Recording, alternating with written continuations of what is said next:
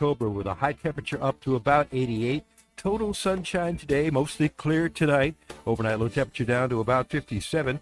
High tomorrow around 87. Same thing on Saturday with more sunshine. And sunny and still dry with lots of sun on Sunday. Sunday's high up to about 84. We've got a dry, cool front that'll be moving through, but temperatures behind it are actually near normal with a high around 76 on Monday. From the Blue Water Weather Center, this is Rich Thomas. Thank you for voting ASC Credit Union, the best credit union in the River Region 6 years in a row. As we celebrate our 70th anniversary, we are proud to be at the top of the list for the best credit union in the hearts of the communities we serve. 1819 News. U.S. Senator Tommy Tuberville went on Newsmax this week to criticize U.S. Attorney General Merrick Garland for seeking to stop the removal of non-U.S. citizen names from voter rolls in states across the nation, including Alabama. But we've had a lot of non-citizens registered to vote, and that's not going to happen in our state of Alabama. We are getting sued, obviously, from Merrick Garland, the Attorney General of the United States. He's a Democrat. It's all a plan. They try to keep everybody in turmoil. But it's not going to work. Alabama obviously will be a Donald Trump state. That's no problem there. But we got to make sure that we have the congressional seats covered. We want to make sure we turn out strong. But Democrats are trying to do everything they possibly can to keep Republicans from voting. I'll be back with more Alabama stories after this. I'm Amy Beth Schaefer with Alabama Unfiltered Radio, and when I need the news and I need it fast, I turn to Andrea Tice and the Daily Detail. On my way in, it is the most convenient, best way for me to digest what's going on so that I can use it for our show. She tells you what's going on in Alabama that day first and fast. So listen to the Daily Detail with Andrea Tice. Don't miss out. The Daily Detail is available wherever podcasts are found. Birmingham Waterworks is now conducting a national search for a new general manager to oversee that utility. 2 Waterworks board members confirmed this effort to CBS 42 News. Daryl Jones is currently serving as the Birmingham Waterworks interim general manager. A more permanent decision is likely to be made in the next 6 months. And the mayor of Jasper has died. David O'Mary was first elected as the city mayor in 2016. His family has notified the Jasper City Council and other city employees of the mayor's death. I'm Andrea Tice. For more news affecting Alabamians, go to 1819news.com. And while you're there, subscribe to the daily newsletter. Hi, this is Bo Goodson with the Goodson Group with your Real Estate Minute. Here are the 5 steps you'll have to take to buy a home in this market. First, it's so important to get pre-qualified through a local lender because to get an offer accepted, you will have to have a written pre-approval letter submitted with your offer. Second, it's critical that you identify the 3 most important must-haves with a house, including the location where you want to live. Third, always hire a professional buyer's agent that will represent your best interest and to be looking out for your interests, not the seller's interests, through the transaction, working on your behalf all the way to the closing. Fourth, hire the best home inspector you can find. Let him identify the issues with the home. Let your agent negotiate on your behalf for needed repairs. Fifth, close with a top-notch closing attorney's office that will examine the title, provide you with title insurance, and give you good title in the future. For a complete list of buyer agent services, call Bo Goodson from the Goodson Group, 221-2883 or 551-0225. The views and opinions of the following program are solely those of the host and other contributors. These do not necessarily represent those of Liberty Acquisitions 825, Blue Water Broadcasting, its management, staff, or any advertisers.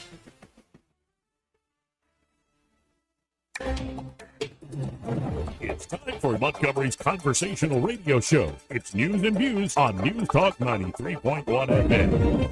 To join the conversation, call 272-9228.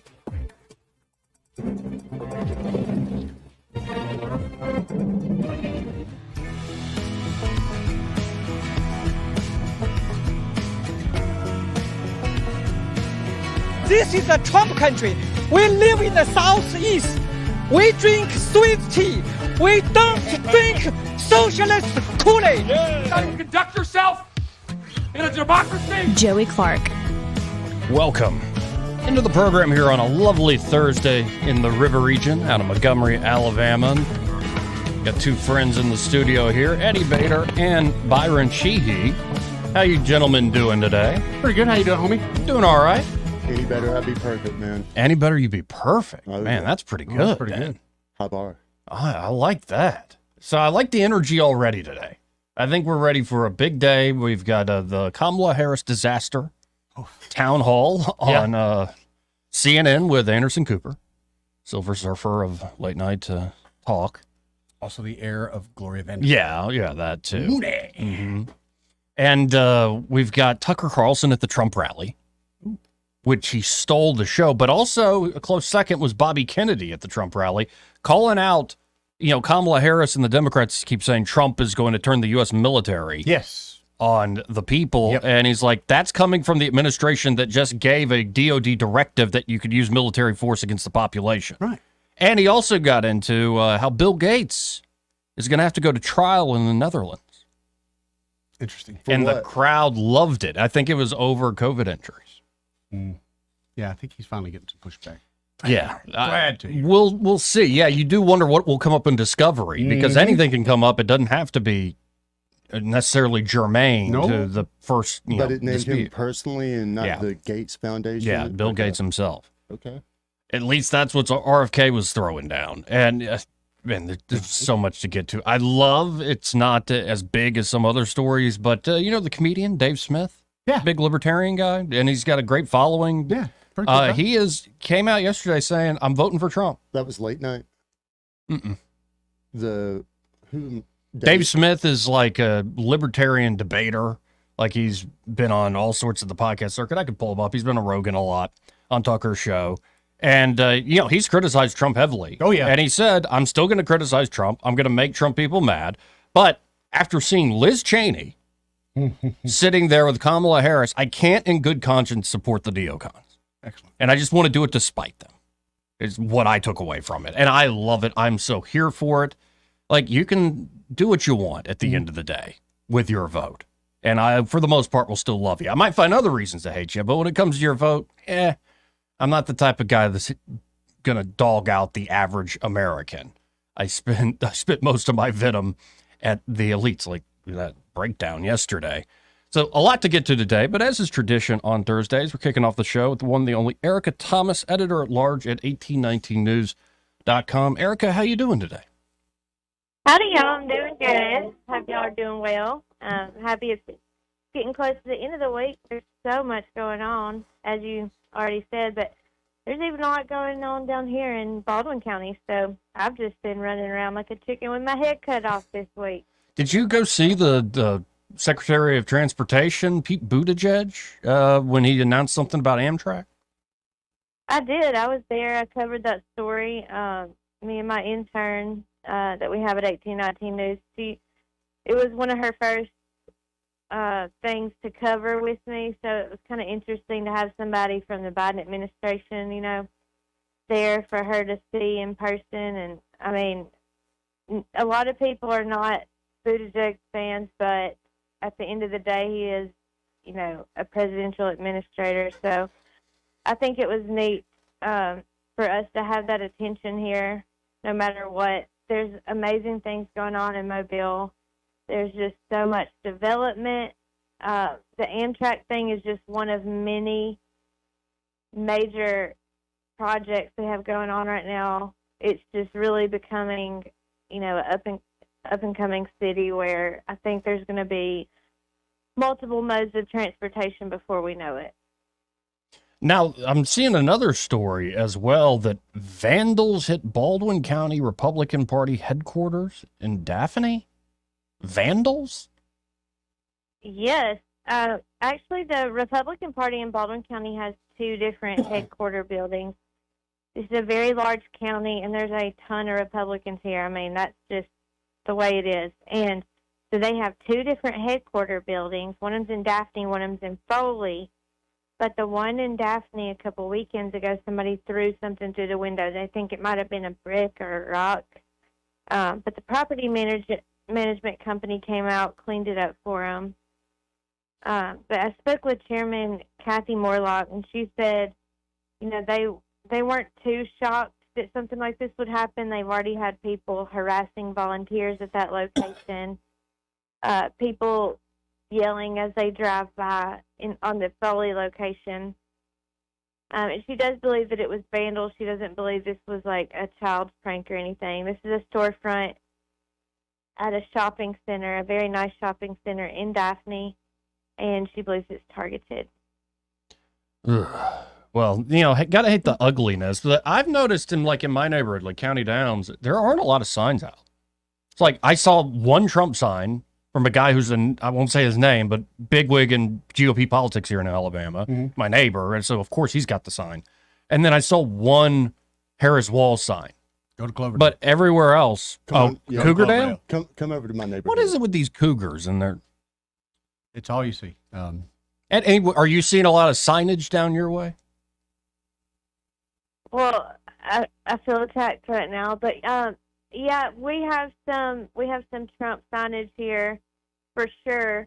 Actually, I spoke with someone last week that lives in a subdivision right down the road from me, and he said that there's different kinds of signs that people have in his subdivisions, HOA, and they have like Auburn, Alabama flags. So he put up a Trump flag, and he was cited in his neighborhood. So he was really upset about that. He ended up going and buying several large Trump flags for everyone in his subdivision at the beginning. So now if you go into that subdivision, you're going to see huge Trump flags as you enter the subdivision, and the people said they're just willing to pay the fine.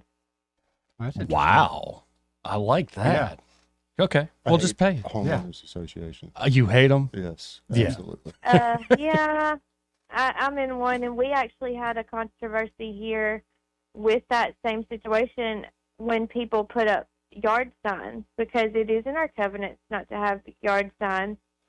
And so then my neighbors put their sign in their window, and they got a letter from the HOA about that. Yep. And they said, forget it. You cannot control what I do inside my house. And if you're seeing this sign from inside my house, you're not touching it. And so they ended up winning on that one. Yeah, it's just the things, people get a little bit of power. All it takes, man. And, man, the fights that go on. Yep. But why do you feel attacked? I didn't mean to attack you. I heard something about a cougar and all that. So it's a area of cougar Montgomery. Trump signs. I mean, come on. Yeah, it's old Cloverdale, and Yeah. there's a lot of those. A lot of free time over there. Right.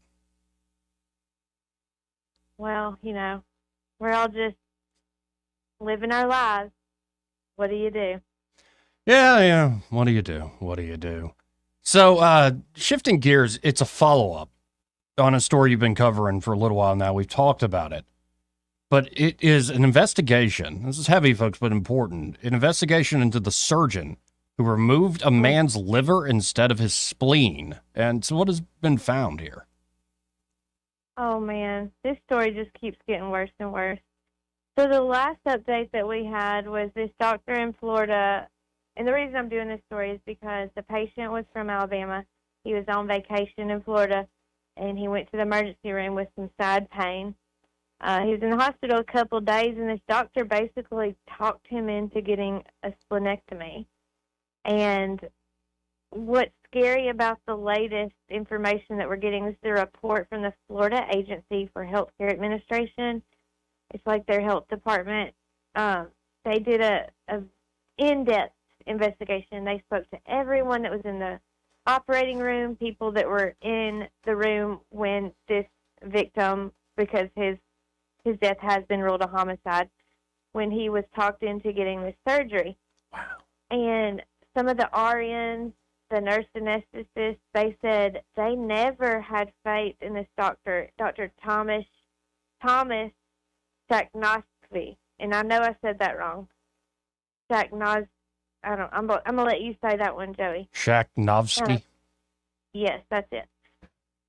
So he's the one that performed the surgery, and instead of removing this man's spleen, he removed his liver, and that's on a whole different side of the body, different part of the body.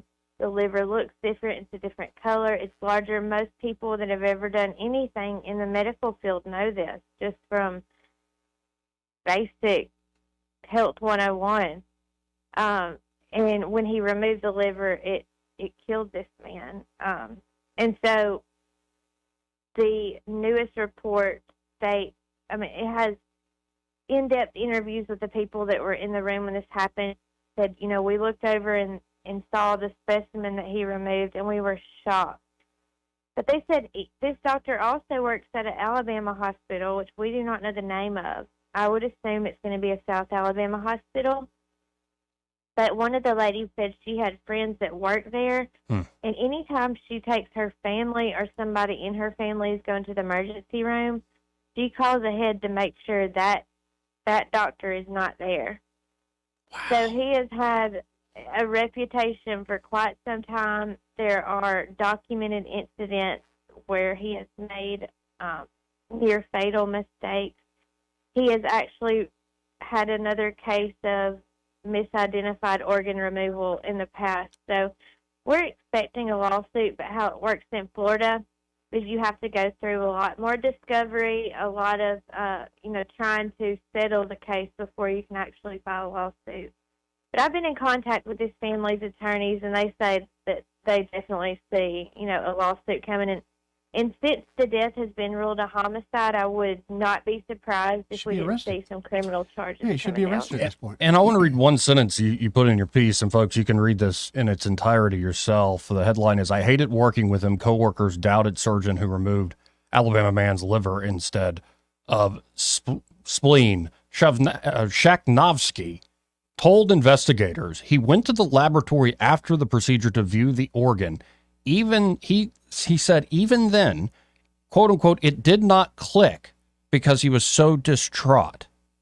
Man, that smells to high heaven. Yeah. And if this guy's got a past, I'm wondering if this is worse than incompetence. Yeah, I mean, obviously, if he went back down to the laboratory after the surgery, he was questioning something anyways, because some of the people in the operating room, according to this latest report, did tell him that's a liver, that's not a spleen, and he argued with them. They said this doctor on a daily basis was very fun, loud, outgoing, but at the same time, he just seemed to not care that much. For instance, one time during a surgical procedure, he left the operating room, went out into the hall to take a phone call, and didn't scrub out. I mean, these details are pretty scary. And I do have that full report linked in the bottom of the story, so anybody can go to 1819news.com and read that. But the doctor, has not been criminally charged yet. Not yet, not that we know of. What a mess. And I really appreciate you doing follow-ups on this, because when you first see the story, it's shocking, but when you get these details, gory details, it shows a systemic failure, not just a failure on this guy's part, but where you make that mistake once, right, you're done. Right. Like, where did this guy go to med school? This report did show that they found the hospital failed to ensure that they had medical staff that was basically just competent enough to do medical stuff. I mean, it's really scary if you think of it that way, but because I think, when you're out of town, you go to the emergency room, you just expect a hospital to have competent. Certainly. You're in the United especially States. A surgeon. Yeah. But his license has been pulled in Florida. So there's good news. Hopefully this will not happen again. And like I said, he's not criminally charged. He has not been found guilty of anything. And he will have his right to speak and say his piece, and there might be an explanation that we just haven't heard. Well, keep on it, and great reporting. Before I let you go, is there anything else on your mind you want to tell the folks? Well, I mean, just, we got a lot going on here in Baldwin County. Today, something really cool is going to happen. There is a World War II biplane that will be flying into Foley at 4 o'clock today. And so I can't wait to go out to the Foley Municipal Airport to see that. Something you don't see all the time, a World War II plane. So I'm excited about that, and we'll definitely have something on that for you guys. Very cool. Well, have fun at that event. That is something to behold. Well, I always appreciate the time, Erica. And if folks want to reach out to you, that he leads, any interest you or anybody else there at 1819 News, how can they do so? You just go to 1819news.com, and our emails are at the bottom of each of our stories. If you want to email all of us, you can email news@1819news.com. And I am on Twitter, and my handle is Erica T. News. Well, appreciate it, Erica. Talk again soon. Apparently, this Thank dude you, was God a surgeon in Dothan also. Crap. Yeah. According to the old Google machine. No, because I know for a fact the medical school down there is actually pretty damn good. So I don't know if he's associated with the school or not. Well, whatever school he attended, I mean, proof's in the pudding. It ain't that good of a school, man. Yeah. Well, you also got to think about it. Whether it's a doctor or a lawyer, there's always somebody at the bottom of the class who still technically got the degree. We got a Congress full of people running the country who aren't qualified, man. Oh, yeah. Especially, those yahoos. I mean, those chuckle buckets. It's unfortunate that someone had to lose their life for this guy to be exposed. But, man, I mean, come on. All these administrators, nurses, everyone, all these people saying, oh, we've been concerned about this for years. Yep, he hasn't been arrested, but there's a charge out there of homicide. Yeah. Yeah. If it wasn't him, there's only X amount of people in that room, right? Why are we waiting? Right. Why are we waiting? That's got to be like the head administrator of the hospital. Some straight up BS is what that is. Yeah. It's insane, is what it is. 272-9228. That's 334-272-9228. Before we keep going on, this part of the program brought to you by Pest Pro Services. And there at Pest Pro, Ashley and that great team are ready to help you out with any and all of your pest control needs. Could be you want to get a final mosquito treatment or two before the season's up. It's still, as you see, Joe, it's still 80 degrees out. Oh, yeah. Mosquitoes are still, they're loving this Indian summer. Yeah, and especially if you're trying to do like some outdoor get-together, watch a great college football Saturday, though. Yeah, well, you can still have fun even the teams aren't that good. Right. But say you want to sit outside, set the TV up outside, enjoy it, and you don't want them going after that sweet meat, especially man. you, Eddie. I know they're going after They'll come a-running, man. They'll come a-running. Yeah. You don't want that. Sweet meat on his ankles. And go for it, baby. My cankles, they don't need that. But it could be you don't just need a particular job done like mosquitoes or, ants in the kitchen, these sorts of things. Right. You might as well make Pest Pro your everyday pest control Smartest thing you company. can do. Just call them up at 265-9990. That's 265-9990. And you'll discover what so many others here in the area have discovered, that these folks are not only skilled professionals and get the job done well and right, they are also your neighbors, local folks. So you know that money's staying in the local economy. And Ashley and the team are always giving back to the community as well. You can also always go to ppsriverregion.com or just search Pest Pro Services on the Book of Faces. When you want to know, call a pro, Pest Pro Services. And be sure to tell Ashley and that great team that Joey and Eddie, throw in for bonus points Byron, that we, the fellas on the radio, sent you. How about this? Let's hit a quick break. Okay, doke. We'll come to some of these calls after the break. Want to carry News Talk in your pocket? Download the News Talk 93.1 app from the App Store. Available on iPhone and Android. Never miss a moment. Download now. Christmas open house days at Cafco Outlet are coming soon. Shop Wednesday, October 30th through Saturday, November 2nd to take advantage of great deals, enjoy refreshments, and door prize registration. On Saturday, we have music by Brian Brantley and a designer demo by Karen Gresham. Want early access to the Christmas bargains? Shop now, because we've already discounted our merchandise to our open house prices. Shop now while the selection is at its best to avoid the crowds and the rush. Your best deal is at Cafco Outlet on the Wetumpka Highway. Paid for by Christian Care Ministry. You know, a lot of times you have to choose between something high quality or something that saves you money. But if you could get both, why not? Especially when it comes to health care. And that is MediShare. You get both. Many families save $500 a month with MediShare, and that's huge. But it's also true that people wind up way more satisfied, too. The member satisfaction rate for MediShare is double that of the typical health insurance plan. Double. That's because MediShare works. It has for more than 30 years. It's a community of Christians who have shared more than $5 billion of each other's bills. People love having telehealth. They love the huge PPO network. So, yeah, really, you can save a ton and like it better. Imagine being happy with how you're taking care of your health care. So if you're self-employed or part of the gig economy, or you just want a plan you're happy with, you can call right now and get a price in 2 minutes. Here's the number. Just call 855-51-BIBLE. That's 855-51-BIBLE, 855-51-BIBLE. For too long, Alabama's statewide news companies have shamed us for our conservative Christian values. Alabama deserves a news company that cherishes our culture, a company that isn't bought and paid for by the powers that be.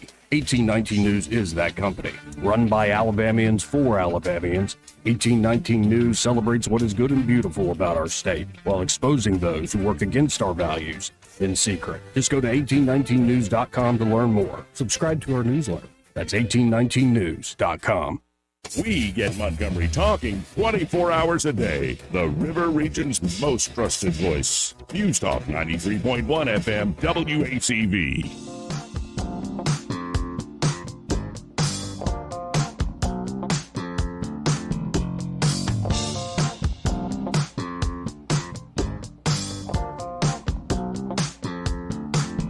Joey Clark. Welcome back. The news and views in the afternoon. You think you could bring your bass in here one day and just bust out a live jam like this? Yeah, sure. Why not? I think that'd be awesome. Like Yeah, I mean, it takes a little bit of Halloween work. I would mean, be a good day to do. I don't know if I want to haul in a whole bass amp. Oh, you don't have like a mini? We could get some electronic Plug it hookup into the board, it'll be fine. or yeah, I'm sure it'll work right direct into the board, right? Just We'll do it live. Joe, you need one more job. right. I'll tote it in for you. Yeah, let's get a guitar in Right. here and like we can finagle that in there. right. Let's go to simpler days. Hey, simpler days. Hey, friends, Romans and countrymen. How are you today? Pretty good. Great. How you doing? Well, if you want to see a really enlightening series, go to Netflix or it's on a podcast and pull up The Bad Doctor. This is about a guy that plagiarized and was able to worm his way through medical school in Tennessee, and then ended up in Texas as a orthopedic surgeon. And he was a phony baloney, same way as this guy, and countless people had infections, had limbs removed that weren't supposed to be removed, and then people died. And one hospital in Dallas, we understand you have a problem, and we have a problem, and if you just go away, we'll give you a good letter of recommendation. And that's what he did, and then he ended up at another hospital.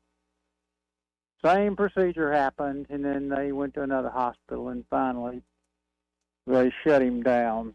And he went to prison. But as we know, medical malpractice is the number 3 cause of death in this country. Oh yeah, and there are a lot of medical procedures that if it ain't voluntary, it would be considered torture. Yeah. And so it's a big responsibility, and it's amazing we don't have tighter controls given what that stat you just cited. Well, you only hear about ones like That's what I was this thinking. when You don't hear much. 1819 News, Yeah. somebody like that does an article on it and alerts the locals, but they have the money to just sweep it under the carpet, write a big check, Be done with it. and send them off. And they go to places like Puerto Rico, and they'll set up shop there, and people will walk in thinking they're getting a good doctor, and they're getting a misfit that's been. And see, this is why I always say, with law enforcement, they don't threaten to burn the hospital down. Right. Because they write a big check. And like they want to say, there's a thin blue line in law enforcement, and law enforcement officers cover for each other. Well, there's a line in the medical profession. And they cover for each other's ASS. Absolutely. And it'll take this poor woman, and because the hospitals have these powerful attorneys, they can pay for them, except maybe for Jackson's, because Jackson's is going broke. But they have the ability to drag this thing out and just wear them down forever until they settle. It's a shame. It's a shame. Just add it to the list of corrupt Well, institutions. the best thing they can do, and I'm glad she's doing it, is you continue to have to shame them in public. It's the only way you'll ever get these people to do it. Yeah, we need to get a bell. But because honestly, if this hadn't come up and 1819 News hadn't covered it, we wouldn't know about it. Right. And they would continue to sweep it under the rug. The only thing you can do is continue to shame them in public. And most of them don't have any shame, but they do have insurers and lawyers. They get tired of reading. Hey, Eddie, if you want to do the research, do you want to do a segment going forward called Shame? And we'll just have folks that we shame and ring I would the bell. love to, but you know me, I would take it to the extreme and. No, you don't have to say a word. You just got to do the research. I'll do that. Where can we start? I can start It's writing kinda people like- down now. It's kind of like the piece on they used to on they do on Channel 12 about clean up. Yeah, clean it up. Shame up. I used to Shame love up. that. Clean it up. Shame. Yeah, we got the soundtrack and everything. Shame with the bell ringing. Mhm, Shame. yeah, right. I think I Hey, even the got a first time Facebook video with me in it. The first time I was working a part-time job at the local country club there at the end of Fairview, and I walked in and asked them if I could use the restroom because I knew I didn't have a membership. And I saw on the wall these people's names. And, I thought these were like board members or honorable mention. And I asked one of the guys, I said, who are those people? He said, that's the wall of shame. He said, that's the ones that are behind on their dues. The wall of shame. Have a good day, gentlemen. Appreciate it, Simpler Days. You know what? It's kind of ironic. We have health scores. When you go to a restaurant, right away you can see what the health score is. Do we have anything like that for hospitals or doctors or surgeons or anything? No, we don't even know what the prices are. Another good idea. Have the surgery and find out. Right. Yeah, exactly. Let's go to line 3. You're on there. Who's this? So, Mr. Clark, this is Clark. Hey, Clark. So, before we get to the big story, do you have a way to go to Breitbart right now? Yeah, sure. Go to Breitbart. So, I am a veterinary surgeon. I don't do surgery on people abdomens, but I do a lot of surgery on critter abdomens, okay? Okay. You cannot go in to remove a spleen and remove a liver through negligence. It's not possible. Makes sense to me. They're not remotely the techniques. And you can't remove somebody's liver. That's not a workaround. It's kind of like, I'm going to take the motor out of your car but not put another one in it. Right. You're not going to be able to drive that car. If I take your heart or liver or kidneys out, you're no longer a functional entity. Man. It's just not possible. So Have my you found my the sense that article at Breitbart? 1 second. So my sense that this guy, there's something maybe sadistic or sounds sociopathic like. about him. There's something absolutely not right, and it's homicide, and whoever gave him a scalpel is a co-conspirator. That's why I wonder why he hadn't been arrested, if that's the holdup. Yeah. Yeah. Well, But yes, I am. I'm looking at Breitbart right now. What's up? oh, well, I'm referring to the article on P. Dougie, which is what I have called Mr. Doug Emhoff. Hang on. Let me get it pulled back up. There it is. An ex-girlfriend of America's second gentleman, Doug Emhoff, has come forward to accuse the man who hopes to be history's first gentleman of physically assaulting her in 2012. So it's no longer friends of hers with the allegation. This woman's come forward, and I'm not going to read you the article. You've got it in front of you there. Look at it. Yeah. You're going to want to talk about it. Have you found the article? Yeah, I'm looking at it right now, and I was reading the Daily Mail piece a little earlier today. It hit her so hard that she spun around. Yeah. And here's a direct quote. His alleged hypocrisy by claiming to be a feminist in media interviews finally became too much for her. So, Kamala's got the Jamaican connection, right? Yeah. Bob Marley's got to be the most famous musical artist to ever come out of Jamaica. And the most notable song he's got that I can recall is I Shot the Sheriff. We need a redo here. I knocked the nanny, but I didn't slap no secretary. No, I've deliberately changed to secretary instead of girlfriend because every leftist that hears that will immediately correct me and tell me, well, he didn't slap a secretary, he slapped his girlfriend. Oh, thank you for fixing that for me. Yeah, here's a direct quote. She's remaining anonymous, but she told the Daily Mail, quote, "What's frightening for a woman that's been on the other end of it is watching this completely fabricated persona being portrayed. He's being held out to be the antithesis of who he actually is, and that is utterly shocking." Well, I mean, again, smell it a mile away. Well, you know, according to Mr. Santos, there's going to be a big story breaking. If it's bigger than this, I can't wait to see it. And I love George Santos. The fact they kicked him out of Congress, I'm like, upsets you, doesn't he it? did criminal things like the rest of you. Like, he was at least fabulous. It's a mess. Well, you know, okay, campaign. he got elected by doing what a Democrat would do to get elected, and you can't let that stand. What if Republicans started running like Democrats did? Probably start winning a few more. You can't let that happen. That's only they can lie and get elected. Giving away the trade secrets, man. Mr. Clark, you keep doing what you do. Look at that article. I thought that was just fascinating. Well, I appreciate the call, man. Thanks, Clark. See you, Clark. 272-9228. Yeah, here's the first-hand account. I put my hand on the valet's shoulder and tell him with my $100, could you please get me a car as soon as possible? As I'm talking to him, Doug got out of the line, comes up, turns me around by my right shoulder. I'm completely caught off guard.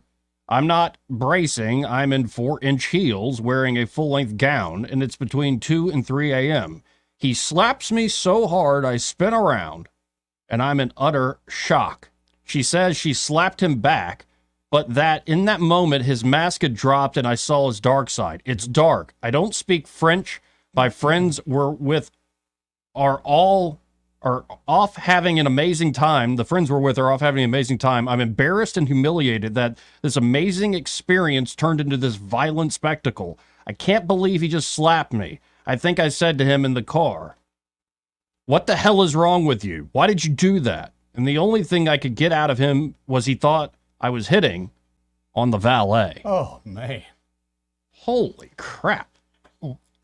Okay, this happened in 2012. Yeah. At the film festival, allegedly. Yes. Has he done his redemption tour and the? See, but also there's another allegation that was How much you get paid for this? right. No, and there's another allegation just came out against Trump that we went to Jeffrey Epstein's house or met with Jeffrey Epstein. 21 So I see where ago? you're coming Yeah. from. That's my first instinct is like, I'm not just going to believe it because it would benefit certain political interest or benefit a certain narrative. It is convenient that this stuff comes out when it does. Where was this 3 years ago when he becomes the second gentleman? So I have been saying for years, I really don't care what Michelle or Laura or Hillary had to say when they were first ladies. It's like, well, I'm the wife of the president. Well, you're the wife of the NFL football coach. I don't care what you think about what they should do on 4th and 4. 110%. But you better believe if by hook or by crook, Kamala Harris becomes president of these United States, I don't want to hear a damn word about Doug or from Doug. You won't. You don't have that to worry about. No, and knowing how twisted and cruel this whole thing is, he'll probably, you know how they have their pet projects, the spouses do? He'll probably be like against domestic violence or something. 100%. Goodness gracious. That's a little too close to home and to be like protect the kids somehow. That's what they do, man. That's what Just so twisted, man. Anyway, this part of the program brought to you by James Cole and Cole Plumbing. And they're at Cole Plumbing. They're ready to help you out with any and all of your plumbing problems. It could be an everyday issue like clogged drain or low water pressure. Yeah, it could have that runny toilet in the middle of the night. You hear it running. Ooh. Yeah, that's just money going right down the drain, baby. You're like, what is that? Yep. Maybe you flush the toilet and you see it like something pop up from the shower drain. That's not a good. Oh, that's not a good terrible feeling, Joey. feeling. That's something like a tree root invasion. Yeah. Or it could be you have a massive leak inside or outside your home.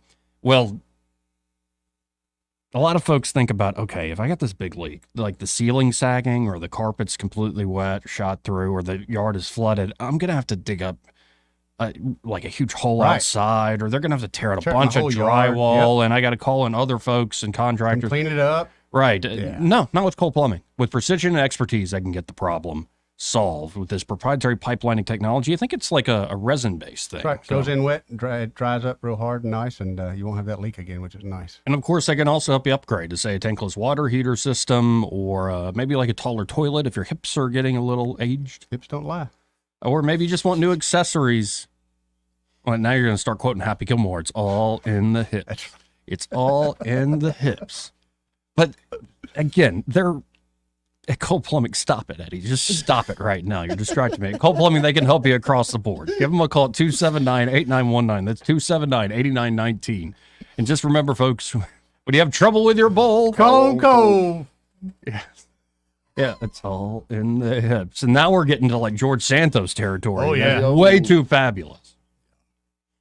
Now, it made my day. Remember when they had all those rounds of voting for Kevin McCarthy? Uh-huh. I'm watching it live, and there's George Santos in his sweater vest and jacket right next to Congressman Barry Moore. And oh, that's right. And I had to ask Barry about it. I don't know if he appreciated me asking about it, but I had to. He goes, man, he seemed like he was getting a rough go as soon as he got in there, and I wanted to show him some Southern hospitality. He needed a friend. I'm like, well, like that. That's a good answer. And I don't care they kicked him out of Congress. George Santos will live forever. What has he done? With all that work he's had done, you may not be wrong, man. Well, what has he done that 99% of the other ones standing in there haven't done? Gotten caught. They've gotten caught. They're just their buddies didn't throw them out. He was just he just did it a little too grandiose. I get it, but this guy doesn't strike me as doing anything below that. Non-grandiose. Right. It's all just spectacular. That's right. Yeah, fabulous is the word. Fabulous. It's like, oh, all you wretched people up here. There's a lot of OMGs coming out. And a lot of Donna Summer. We'll be right back. He may not know whether he's coming or going, but whether you're going to work or coming home, Greg Budell is there. Mornings 6 till 9 and afternoons 3 till 6. Only on News Talk 93.1 FM WACV. Hi there, I'm Kim Williams with Alabama Home Mortgage.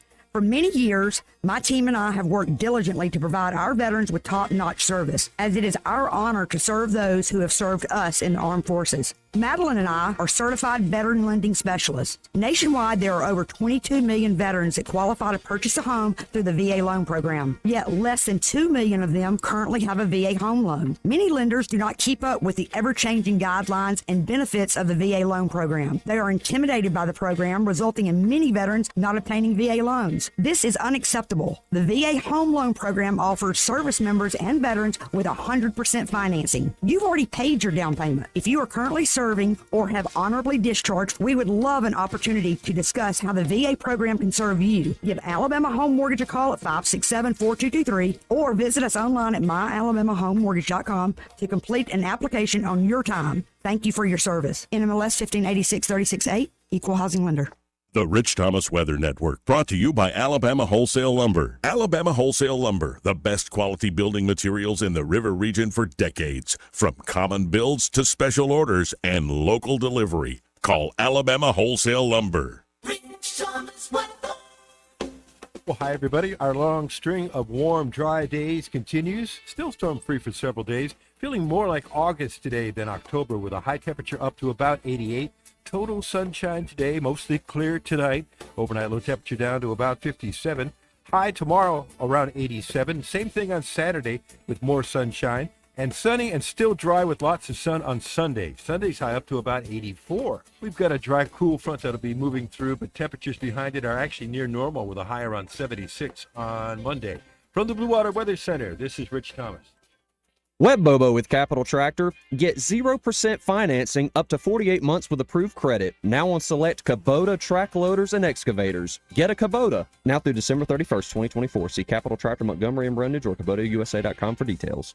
I'm Wes Allen, Secretary of State. In Alabama, election integrity is a top priority. We must ensure fair, secure, and transparent elections.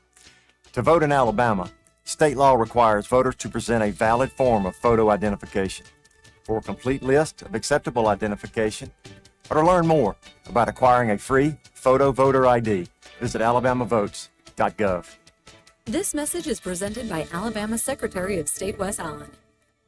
If it concerns your community, you'll hear about it on News Talk 93.1. News Talk 93.1 FM WACV.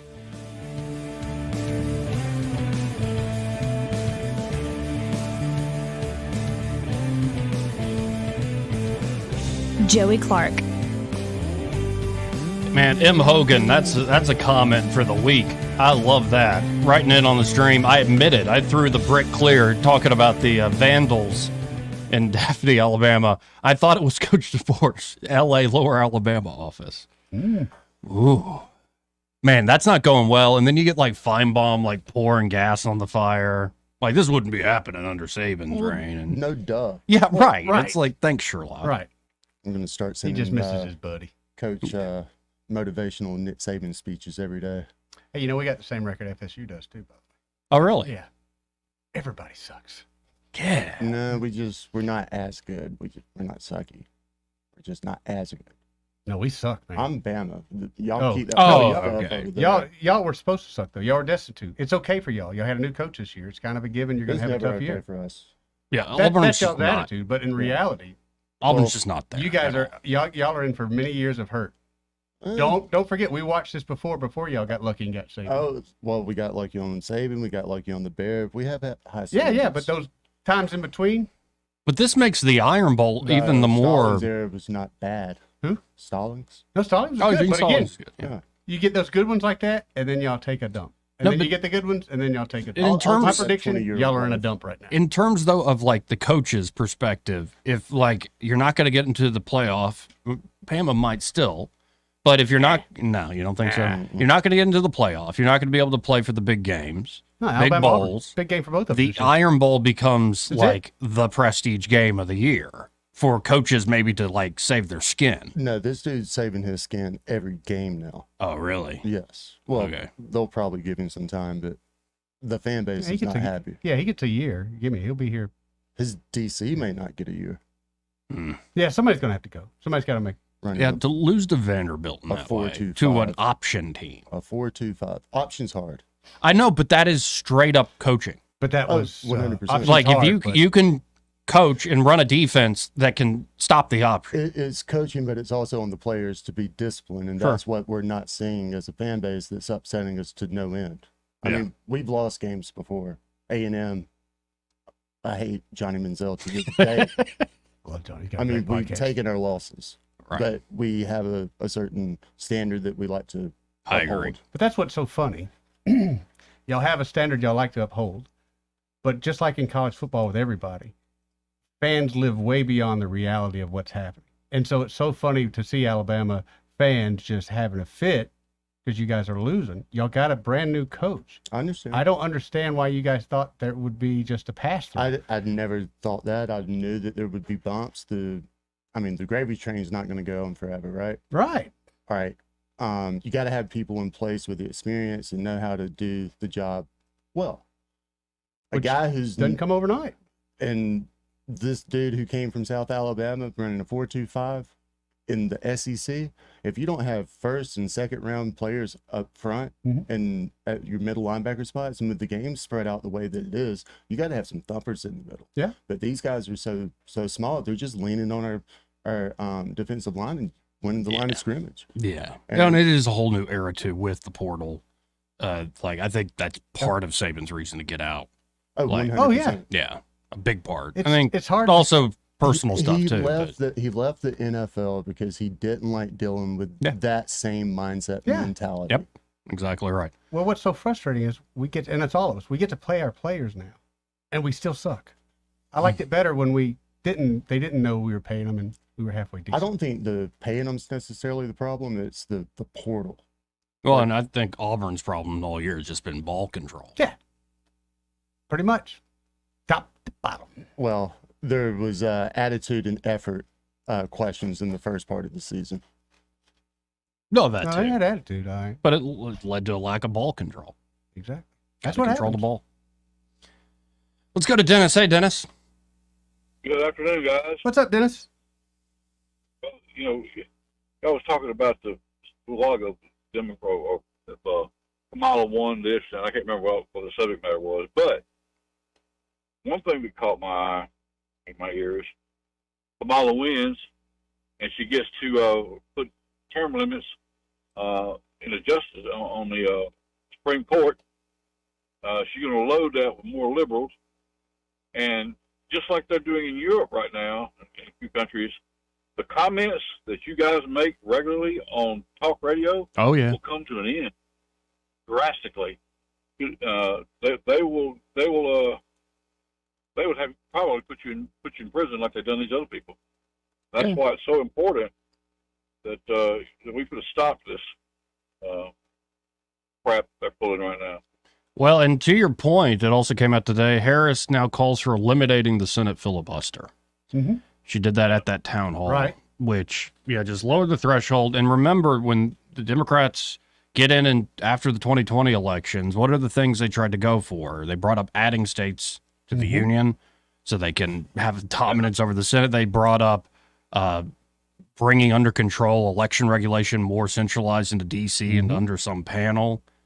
Scrapping the Electoral College, all the structural stuff, that's the first stuff they keep them from winning. They tried it out as trial balloons and it wasn't going to work, and they didn't have the juice to pull it off. But if they see any path to strengthening their hand, the Democratic Party understands this, that if you have power, you use that power to give yourself more power. Yep. You don't do it what the people want. You can always, propagandize them near an election day. You do what the corporations want. Yes. I believe the only thing that's holding that in check is the Second Amendment right now, because if they don't do something to disarm the country, we the people are the largest army in the world. Yep. And I believe in it doesn't matter to me if they're Republican or Independent or Democrat. As long as they faithfully discharge their office and make our country great, I could care less. Right. And for the ones that don't play by that rules, then we the people we need to make them an offer they can't refuse. Huh? Mm. Well, I would say that's kind of playing into what I think some very powerful people want. You're not wrong in terms of the sentiment out there, but I think that's part of what this game has been for a long time. Exactly. Hey guys, enjoy the show. Y'all appreciate it. Thank you, You we got a the current environment right now. I think we're experiencing obviously a political shift, but I'm not so certain that we're not seeing the death of a party. Really? Yeah. I mean, go into the whole corporations kind of controlling everything. I think that over the next few cycles, you're going to see more of the FDR trust busting conservative emerge. And it's going to be to push back against the corporations controlling the machine and everything else. I think that people have seen behind the curtain. They may not fully understand it, but they know who the main players are. And then somebody like J.D. Vance, not only was he great, stellar in that debate setting, he holds his own. He's fantastic on all these podcasts where he just is talking, even hostile ones like the New York Times one. That guy's got a bright future, and there are a lot of up-and-coming folks. There will still be the competition within the Republican Party of the corporate-approved candidate getting on top of things. It's not too hard to figure those out. Who is it? The corporate-approved candidates. They're really not. It just takes a few minutes, and you go, oh. Give it more time, and I think those people are going to find themselves in a new lane. I think that, especially in purple states, I think you'll see more of those Republicans shift to being Democrats. Oh, interesting. And more more moderate Democrats from red states switching to the Republican Party. And then you'll have a more natural realignment. Yeah. No, and that's what is going on, a massive realignment. Right. That's what I'm kind of seeing. But, it's going to be weird how it all shapes out. Well, and it's also like Glenn Beck's got a new book out, and one of the big things he wanted to highlight is how deep fakes, AI, have already been used in foreign countries, and it's usually dropped 2 days before an election. And that's only going to get more sophisticated. Yep. I think I brought this up during the 2022 cycle with all the Senate candidates. We're in a revolutionary time, and I don't just mean like 1776. I mean, technology is moving us in a direction that is realigning so many assumptions we've lived off of for a few generations now. That's affecting politics, but I think it's affecting a lot more. I agree So, with and the idea that you really can't believe, it's one thing to go, they're all lying, which I'm happy to entertain that. You know, Trump's lying, Kamala, they're all lying. It's getting down to crunch time. You say whatever you need to say. Right. Like Trump, did you see him on Fox and Friends? They had a 6-year-old ask a question. I grew up on a farm, and I grew up on a farm, and what's your favorite farm animal? And then Trump looks right into the camera. He goes, my favorite farm animal is a cow. I love cows. And with Kamala, you're not going to have any cows. No cows with Kamala Harris. I like cows. They're beautiful, big, beautiful cows. Where'd Joey go?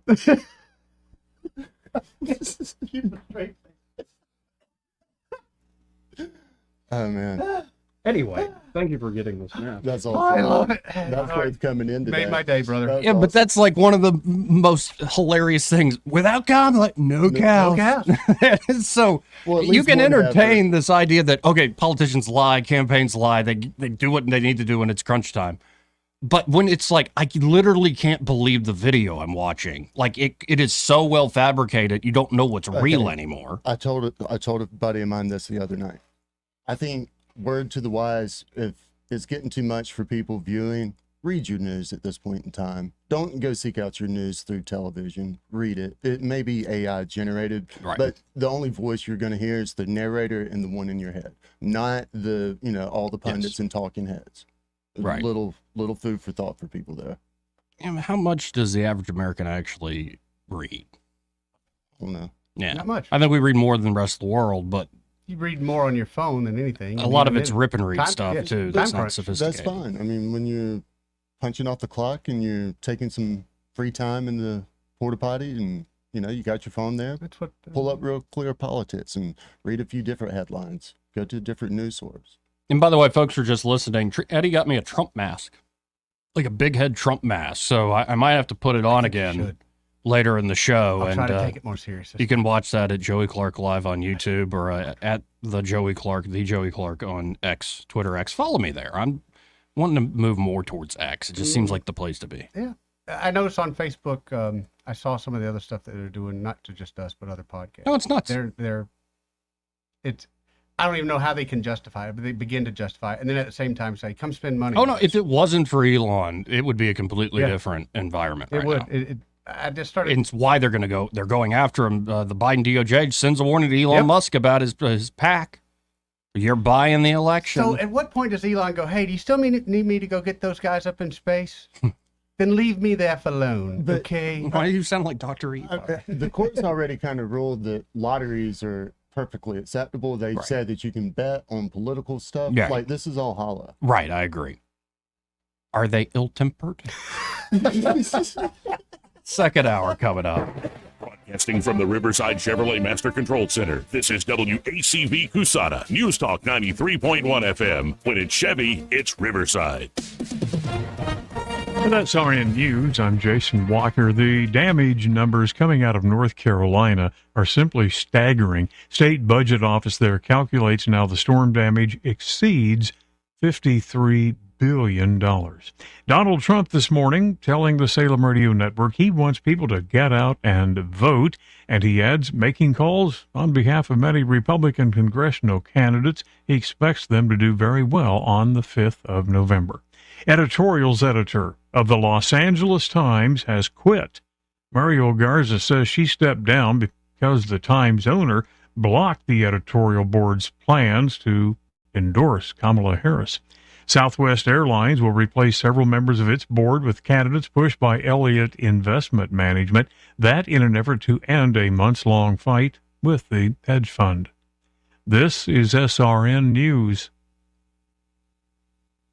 The socialists who want to move into the White House have a lot of plans for your money. One of them is to control the price of food, and this is just the start. Could 401ks and IRAs be next on their agenda? It might sound far-fetched, but so did price fixing just months ago. Hi, Donald Trump Jr. here. If you've spent decades building your nest egg, you can act now to stop your savings from falling into the hands of the socialists. It's why Americans are turning to gold, the ultimate safe haven in uncertain times. To see how easy it is to diversify your retirement with gold, get a free info kit from my friends at Birch Gold by texting the word prepare to 989898. Birch Gold makes it easy to roll over your 401k or IRA into gold while preserving your tax advantage status. Don't wait any longer. Protect your financial future now. Text prepare to the number 989898 for your free info kit from Birch Gold, the only gold company I trust.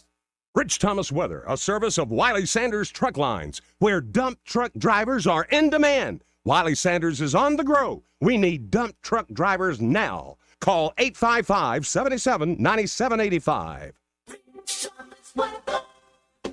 Well, hi, everybody. Our long string of warm, dry days continues. Still storm-free for several days. Feeling more like August today than October, with a high temperature up to about 88. Total sunshine today, mostly clear tonight. Overnight low temperature down to about 57. High tomorrow around 87. Same thing on Saturday with more sunshine. And sunny and still dry with lots of sun on Sunday. Sunday's high up to about 84. We've got a dry, cool front that'll be moving through, but temperatures behind it are actually near normal with a high around 76 on Monday. From the Blue Water Weather Center, this is Rich Thomas.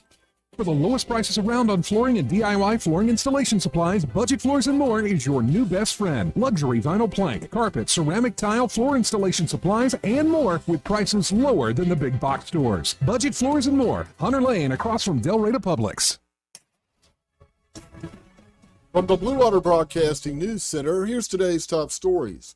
An inmate in the Macon County Jail has been charged with murder after allegedly beating another inmate to death. 24-year-old Daniel Pollard assaulted 72-year-old John Reed of Union Springs in a jail holding cell on Tuesday. Pollard is accused of repeatedly hitting and kicking Reed in the head, resulting in his death.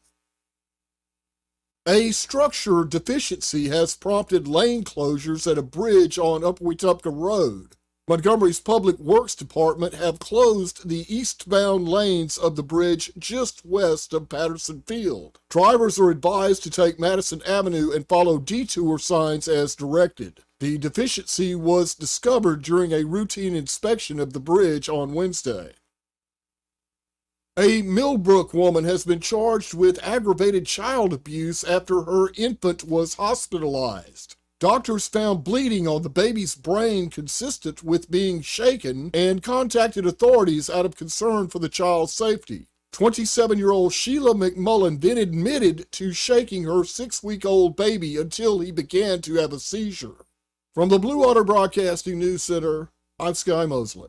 This hour of news and views is brought to you by our good friends at Alabama Home Mortgage. Alabama Home Mortgage, 567-4223. Visit them on the web at myalabamahomemortgage.com. NMLS number 1586368. An equal housing lender. Hey, this is Mike from Owens Optical in Eastbrook. We've been advertising with Blue Water Broadcasting for over 10 years now, and doing so has dramatically increased our business. The sales and production staff are some of the best I've ever worked with. Thanks, Blue Water, for all you do for us. Radio reaches over 90% of everyone in the river region. Shouldn't your ads be out there where your customers are? Call us to find out more. Blue Water Broadcasting.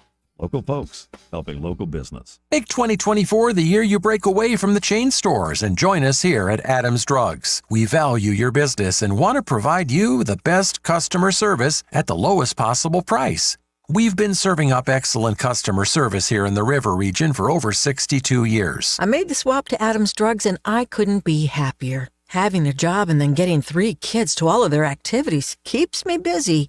I don't have an hour to waste waiting on a prescription. At Adams, they know me and my family. I get in and out in minutes, and when I can't get by Adams, they'll bring the prescription right to my door. What are you waiting for? Come in to Adams Drugs and let us earn your business.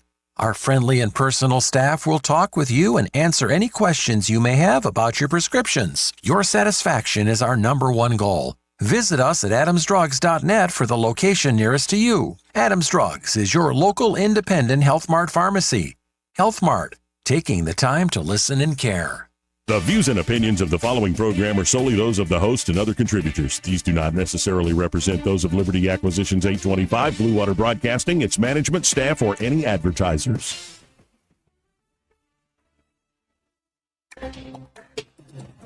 It's time for Montgomery's conversational radio show. It's news and views on News Talk 93.1 FM. To join the conversation, call 272-9228.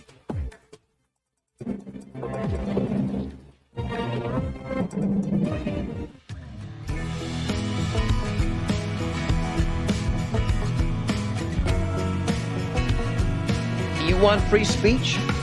Let's see you acknowledge a man whose words make your blood boil, who's standing center stage and advocating at the top of his lungs that which you would spend a lifetime opposing at the top of yours. I'm a better looking person than Kamala.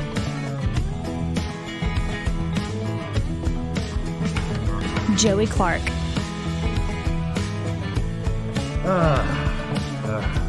Welcome back. Oh, wait, I'm supposed to be doing the Trump voice. I apologize. I can't see with this frickin' thing on. Goodness gracious. It is a lot of fun, though. The Trump mask. Thank you, Eddie. That's a great gift. The nice thing is, we can use it any time. Yeah. When you getting Trump-esque, I'm just going to point out the mask to you. Point out the mask. Yeah, I just need to hold it in front of me. Yeah. Like, With Kamala, they're going to be getting rid of the cows. No cows for Kamala, little Jimmy. So if you love your cows, like I do, big, beautiful cows. yeah, that works. That's what I heard. Getting rid of the cow. Welcome back. So, should we go to Tucker Carlson or let's get into the highlights of the Kamala Harris rally? Dealer's choice, man. Okay. I'm Lady- going with lady's Kamala. choice. No, with Kamala. You can call me a lady if you like, Eddie. No problem. There are consequences later, but Oh. you can call me that. All right, little lady. Colin Rugg on the Twitter X was able to put together the 7 worst moments of the Harris town hall on CNN. So let's just jump right into it. Number 7. What weaknesses do you bring to the table, and how do you plan to overcome them while you're in office? Okay, she does not want to answer that. That's not a fair question. You can't ask politicians to bring up their weakness. Wait, she's going to describe something that's actually as a strength. Yeah. Like, I'm too focused I'm too on the compassionate. details. I care about every American too much. Right. That's a great question, Joe. Well, I am certainly not perfect. What she meant was F you, Joe. Right. So let's start there. And I think that perhaps a weakness, some would say, but I actually think it's a strength, is I really do value having a team of very smart people around me who bring to my decision-making process different perspectives. My team will tell you, I am constantly saying, let's kick the tire on that. Let's kick the tires on it. Is there something you can point? She went up and to the right with her eyes, right? Whenever. Yeah. That's a tell. Yeah. Man, it's not too bad, but that's just weak. A lot of this is weak. And again, folks, disclaimer, a lot of this is a Rorschach test. You could be like, you guys are crazy and you don't know what you're talking about. She's great and Trump's the crazy one. He's Hitler. He's going to turn the military on all of us. I don't get excited by that anymore. Right. But here's number 6. To in your life, political life, or in your life in the last 4 years that you think is a mistake that you have learned from? I mean, I've made many mistakes. Name one. And they range from, if you've ever parented a child, you make lots of mistakes. Busting up a marriage. See how she's giggling away? Look at him. Yeah. He's just waiting for an answer. Like, what does she mean by parenting a child? You make mistakes as a parent. But Yeah, but name them. Like, your whole parenting was a mistake? that's what I'm wondering. I mean, Didn't cut the if that's crust off the bread. if that's the first thing that come to her Left mind the is car in the child being a or bad child in the parent. car with the windows rolled up in July. I let him watch an R-rated movie too early. What do you mean? Yeah. Anyway, she keeps going.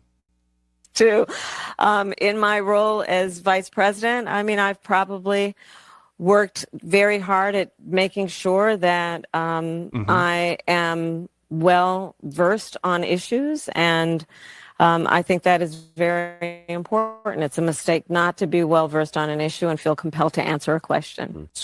Just like this one. Wait, so my mistake is I'm too well versed on the issues, because it would be a mistake to be not well versed on the issues. The hell is that? Right. If you want to believe that crap, which was just a big circle of crap.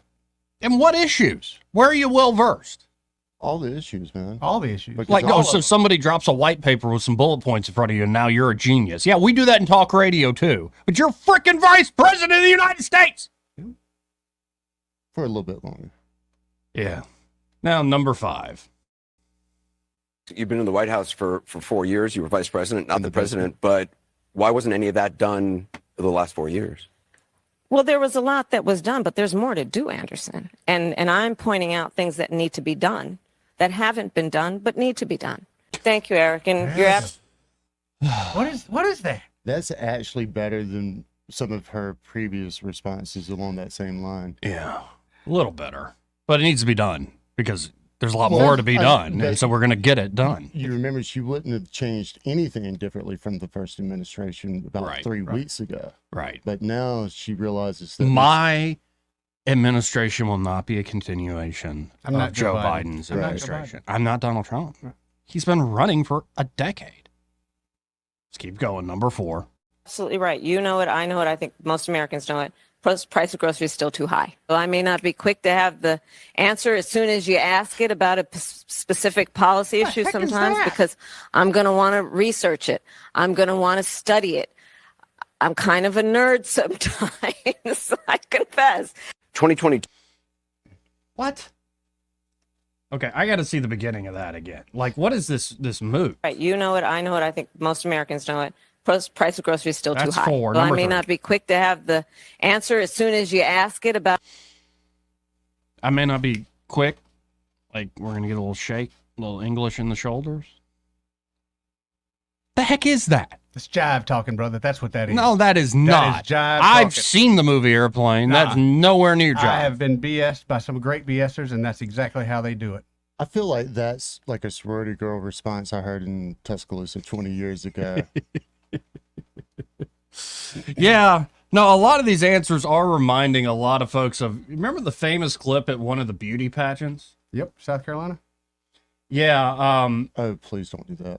Yeah, That's painful. This is real footage of Kamala Harris many years ago. She's, of course, changed her voice and her entire look, but Recent polls have shown a fifth of Americans can't locate the U.S. on a world map. Why do you think this is?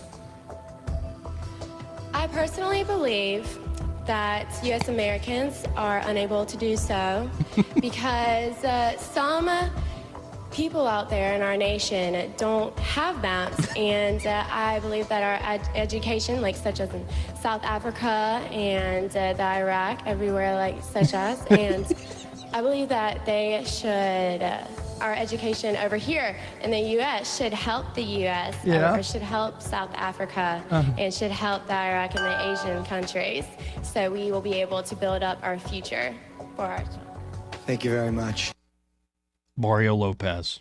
This woman's probably winning life right now, to be honest, too. Oh, yeah, no, God bless her. She just ain't all that smart. Dude with some money scooped that one up. She I can go ahead and She's guess. very cute. She is, Right. bless your heart, personified. I'm sure she's very sweet, too. Like, but my Bless goodness. her I bet heart. she don't tell nobody she was Miss South Carolina, though. Anyway, let's go back to Kamala. About a specific policy issue sometimes, because I'm going to want to research it. I'm going to want to study it. I'm kind of a nerd sometimes. No, you're I not. confess. 2022. Margarita before the show. I mean, let's be Yeah, honest. she's not a nerd. No. Quite the opposite. She's known for. Well, you guys going the know other nerds know nerds. Y'all call her not a nerd. She's not a nerd. That's what I was saying. The sorority girl answer, like, but teacher, you know, I studied so hard. Like, no, you didn't. If you did, that makes it worse. The whole class knows. Right. We can tell you're speaking. This is number 2. 2023, there were record border crossings. Your administration took hundreds of executive actions. It didn't stem the flow. Numbers kept going up. finally, in 2024, just in June, 3 weeks before the first presidential debate with Joe Biden, you institute executive actions that had a dramatic impact, really shut down people crossing over. Why didn't your administration do that in 2022, 2023? First of all, you're exactly right, Anderson. And as of today, we have cut the flow of immigration by over half. In fact, the numbers I saw most recently, illegal immigration But if is it was low. that But hold easy on, with let me that finish. executive action, why not do it in 2022, 2023? Because we were working with Congress and hoping that actually we could have a long-term fix to the problem instead of a short-term fix. You couldn't have done one and both at the same time? Well, here's the thing. We have to understand that ultimately this problem is going to be fixed through congressional action. Eddie Ingram commenting, she has those earrings on again. Yep. With the earrings. Man. Communication, Boy, baby. what do you think of this, Byron? Is this an earpiece? She wears them every time, Byron. I think that that's probably a more canned response. But if I'm the NRCC, I'm taking that snippet about Congress is going to solve this, and I'm sending it to every voter in the district. Yeah. Oh, yeah, good point. No, you it's know just- she's not going to do nothing about it. It's not her. Well, Not my and job. it really is, because we cover this every day. We've been here 5 days a week since Biden was inaugurated. We've seen what happened. You clearly flooded the country. Yeah. You did it on purpose. Got And now you turn around and go, well, we were actually the ones trying to solve the problem, such as... By bringing them in on airplanes so people don't notice that the border's crowded anymore. When she says they cut the flow in half, the reason they did is they're flying them in now. People are They're actually literally trying to flying go to Venezuela, but they didn't have maps. Like, like you created the problem. Yeah. And you then come around and go, well, I'm going to solve it. I say it time and time again. This government, especially this administration, breaks your leg and then gives you a crutch and then acts like it's a service. Mm-hmm. And it's the other side that won't give you that crutch. Like, you're the one who broke my leg. It's for the greater good. Anyway. The map comment is is too much. Come on. U.S. Americans. Such as. Is a border wall stupid? Well, let's talk about Donald Trump and that border wall. Good one. So remember, Donald Trump said Mexico would pay for it? Come on. They didn't. But you're agreeing So to a come bill on. that would earmark $650 million to continue building that wall. I pledge that I am going to bring forward that bipartisan bill. Let's just fix the problem. To fix the problem, you're doing this compromise bill. It does call for $650 million that was earmarked under Trump to actually still go to build the wall. I am not afraid of good ideas where they occur. So Anderson. you don't think it's stupid anymore? I think what he did and how he did it did not make much sense because he actually didn't do much of anything. I just talked about that wall, right? We just talked about it. He didn't actually do much of anything. But you do want to build some wall. I want to strengthen our border. There you go. Could have fooled me. There you go. Man, I get that if you hate Trump or you hate the Republicans, like, you're rooting for, but come on, guys. Do you hate the United States? Do you hate the country that you call home? Like, this is the fakest thing. Like, she is such just a marionette. And everyone knows it. Even the ones that are sold on her, they know that this is just a huge fake. I don't know if we mentioned the headline on Tuesday, but one of my favorite pieces this week had it was a Dem who had a bit of buyer's remorse, and the title was, "Did we mess up, getting rid of Joe?" And, the answer is no, because, I mean, he was... Been a disaster either way. He was dead on arrival, pardon the pun. But she's a train wreck, man. Yeah. I mean... It's bad. This is what happens when you keep someone out of the light for 4 years and have to break the emergency glass and bust someone out. Yeah, it's awful. I still think that the power brokers that knew how bad it was, and Walls was a sacrificial lamb. Anyone who was... Instead of picking, say, Josh Shapiro, yeah. Anyone who had some credibility 4 years from now. Yeah. Makes sense. It does make sense. I mean, we'll see what happens in November. The Big Mo, we could go into it. It really does seem to be going Trump's way. Oh, yeah. Patrick, one of my favorite libertarians here locally, asked, did Joey already talk about the topic in the show title today? The show title on the stream, folks. Again, you can watch Joey Clark live on YouTube or at the Joey Clark on X. Real libertarians will vote Trump despite the neocons. And I'm getting that from what became a little spat, because Dave Smith, comedian Dave Smith, came out and essentially said, I'm going to vote for Trump. Right. Which that surprised me. Now, he started off his show by saying, you know, maybe my mood will change or whatever, but I'm still going to criticize them. Yep. I made Trump people matter this week criticizing them. But when I see Liz Cheney the daughter of Dick Cheney, sitting down with Kamala Harris, and she's giving us some lecture on, you know, because of Pearl Harbor, isolationism bad, such as the Japanese just didn't have a map. It's just, then they would have hit the oil tankers, the oil system. I really should. It depends on your age as a libertarian and why you're a libertarian. I know that's not most of the audience, because y'all are like normal people. So I think Dave Smith, he's a little older than me. Mm-hmm. He's in his 40s. He's got, I think, like 10 years on. Okay. And he came of age during Bush Cheney. Yep. Okay. And so he loved Ron Paul. Okay. And one of the biggest things for most libertarians is the anti-war stance and the insanity of getting into Iraq. Similarly, you saw Jon Stewart, who's not a libertarian, but even Jon Stewart giving Tim Walz a tough time, saying, really, Dick Cheney? Dick Cheney, really? We're welcoming in the Cheneys. And it's like, yes, John, that's what your party has become. And in fact, it's not like all the Cheneys will be back in the corner. No, the Cheneys, or people like the Cheneys, will be running the show. They are running the show. That's right. They've been running the show. I yelled about this yesterday. When Barack Obama gets in there, all the hope and change, remember all the promises? A lot of people loved. You voted for Obama. Yeah, do I ever? And we're filling them now. And one of these things is, well, these wars of choice. Well, you kept going. Remember the Arab Spring? Dude, he was the worst. How many bombs? We won't send more troops in, but we'll send more into Afghanistan. But we'll also just do everything covertly. We'll destroy Libya. We'll upend the entire Middle East. We need to take out Assad. All this, it's just... He was a head deporter, too. Over 3 million illegals he deported. No, and what I'm getting at is it's just more of the same. And I love it when at least Jon Stewart, I don't think he fully realizes it, but it's like, dude, the party and the people that you hated are now running the show for your daggum side. And if you're a libertarian, you can vote however you want. You can vote for Chase Oliver. You can stay home. I don't hate you. Again, I don't hate anybody for their vote. I don't hate everyday people who aren't the ones in power playing the power game. But I think there are a lot of libertarians out here who, after years of getting into esoteric arguments about who's a real libertarian, what are the real principles we need to push, how do we reach the rest of the population, that you finally grow up a little bit and you go, I just hate the system. Throw the orange man at it. Throw Trump at it. We need Trump. We need him. Especially when I see a Cheney on stage with this fake-ass puppet. Yep. So yeah, I think real libertarians, just despite the neocons, should vote for Donald Trump. Does it mean he's going to do things that are like 100% libertarian? No, not at all. But you might be a little surprised.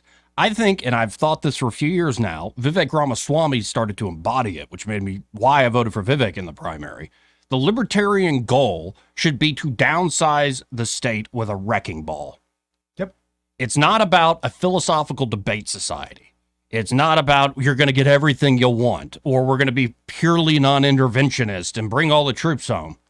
What it's going to be is you take a wrecking ball to this government, and these institutions people now do not trust. Everyday people who haven't read a lick of Murray Rothbard or Ludwig von Mises or Ayn Rand or any of these luminaries. They certainly haven't gotten to Chodorov and Alfred J. Nock and Henry Hazlitt and Garrett Garrett. How about that for a name? Garrett Garrett. Some go Garrett Garrett. There's a whole literature here.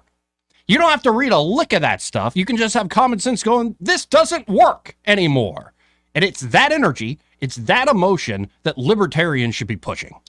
Let me ask you, do you think that provisions of the Homeland Security Act will ever be rolled back, or that some of the teeth... Like the surveillance stuff? Yeah. It could be. but not with the current I setup. mean, realistically. Yeah, not realistically right now. I mean, you talked about the tap revolution. I mean, like, in my opinion, the tube's out of the toothpaste. No, The and toothpaste is out of the tube. we brought this up with Senator Britt last week, and she, I think, is on more the side of controlling what's happening in social media and robotics and AI. But like, I'm going to continue to push her, anybody who's our representative. Like, okay, China bad. I agree. Russia bad. Iran bad. But what about our own government? Like framing the president-elect for treason and then push that crap for 2 years. What about that? What do you think's going to happen this go round when Trump does get elected? Right.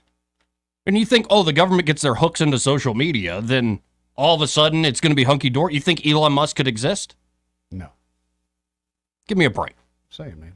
So I think it takes, you mentioned the realignment. I think there is a battle obviously still going on within the GOP.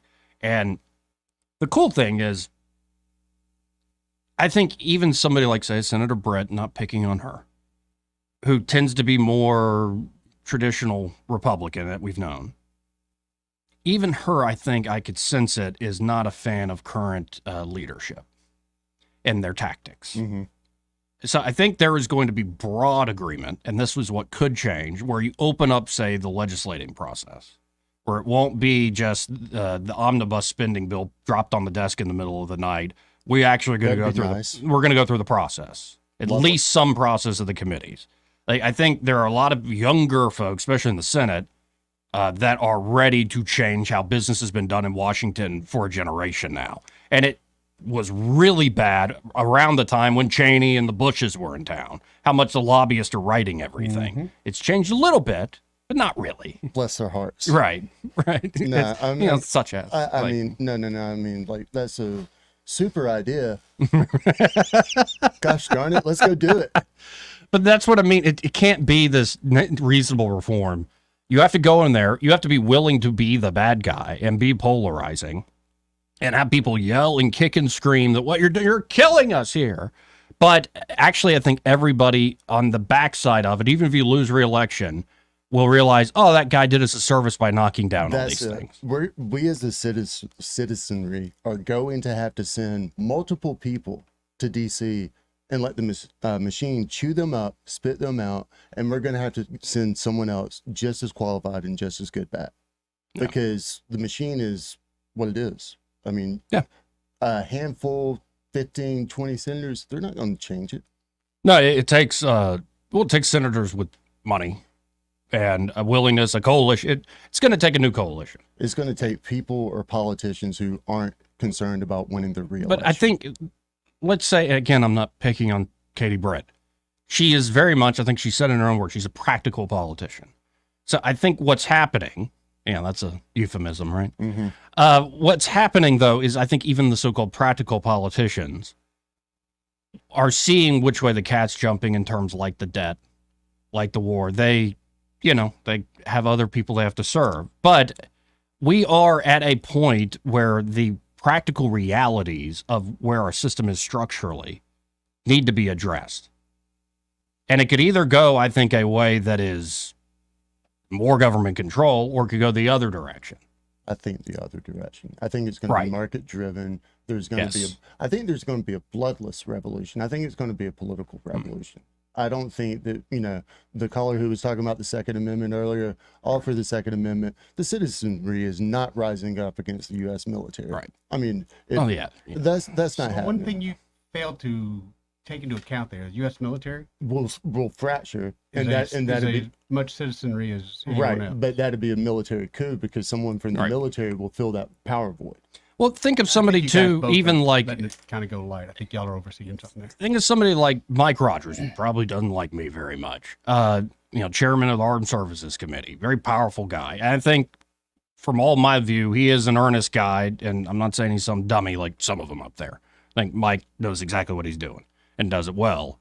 I think even somebody like that, who is clearly serving a lot of, say, defense interests, and a lot of people in the state serve defense interests because the amount of money that comes in through the national security state is immense for Alabama. Even those folks, I think, can be convinced, we need a structural change. And you're still going to be able to have your defense industrial base, whatever you want to call it. I don't think Redstone's going anywhere. I don't think some of these factories are going anywhere necessarily. But when we get so far gone that everybody's sacred cow is about to be slaughtered, something is going to give. I think when you look at, say, a Richard Shelby, think of that era. And it really is this like largesse, we bring home the bacon. But when you run out of pigs to slaughter, something's got to give. And I suspect very clever people up there who are ambitious are seeing that's ahead and jockeying for position to make sure they're the ones that can hold on to something. Who wins in the end in this behind the scenes game? I don't know. But I bring all this up to say, if you're a libertarian, I think the reality is starting to go your way, where you could have a solution that makes libertarians a lot more happy than, say, a complete government takeover of money with a centralized digital currency, or a complete takeover of our airwaves, these sorts of things. People with unrealistic expectations are never going to be happy. Yeah. I mean, you measure success in different measurements, right? Right. But you're not going to have a total success from the libertarian standpoint. So picking and choosing your battles would be wise. And taking a victory here or there on something that actually matters to you, all for it. Rock and roll. Yeah, you need, I'm not endorsing all of Andrew Jackson's policies, but you need that sort of type of populist energy where it isn't. I said it earlier. It's not populist, like we identify it today, but it was kind of the same, the American public's getting screwed over. We have some robber barons up at the top and, going to go bust this thing up. Right. And he didn't have to sell it. The American people kind of demanded it. He was a byproduct of that. So we'll see where all of it goes. 272-9228. But anyway, I'm happy Dave Smith is voting for Trump, or says he's voting for Trump. It's just a sense of the shifting tides culturally. And I think there are a lot of folks who still consider themselves libertarians, but life comes at you and you start to think in more practical terms. We'll see where it goes. This part of the program brought to you by Dylan Rings, and they're at Dylan Rings. Josh and Leslie Ryder are getting ready for Ladies' Night. Did you see Leslie today? She's got a great picture on Facebook. Yeah, she's got a great Journey t-shirt on. Really excited for you. Oh, the wheel in the sky keeps on turning. That's all I thought when I saw that shirt. Yeah, so Leslie is excitedly getting new inventory in for their Diamonds and Pearls themed Ladies' Night. Come and wear your diamonds and wear your pearls. Join us for a night of fun, excitement, savings, and shopping. By the way, I say us, including myself. I'll be there. I'm going to be making appearance. I hope y'all are more than welcome to stop by. This will be November Mimosas? The 7th. Yeah, there should be gift bags too and catering, and one time only, that night only, amazing deals and discounts. So you want to get in line early. It's November 7th, Thursday, November 7th, starting from 5:30 to 7:30 p.m. And it's a great way to get ready for, Christmas. It'll be right around the corner at that point. So y'all check out Dylan Rings a day. Maybe do some reconnaissance by the location. 119 Brown Springs Road. Go get to know Josh and Leslie even before the Ladies' Night event. And be sure to tell them that Joey and Eddie, and Byron, those fellas on the radio sent you. Want to carry News Talk in your pocket? Download the News Talk 93.1 app from the App Store. Available on iPhone and Android. Never miss a moment. Download now.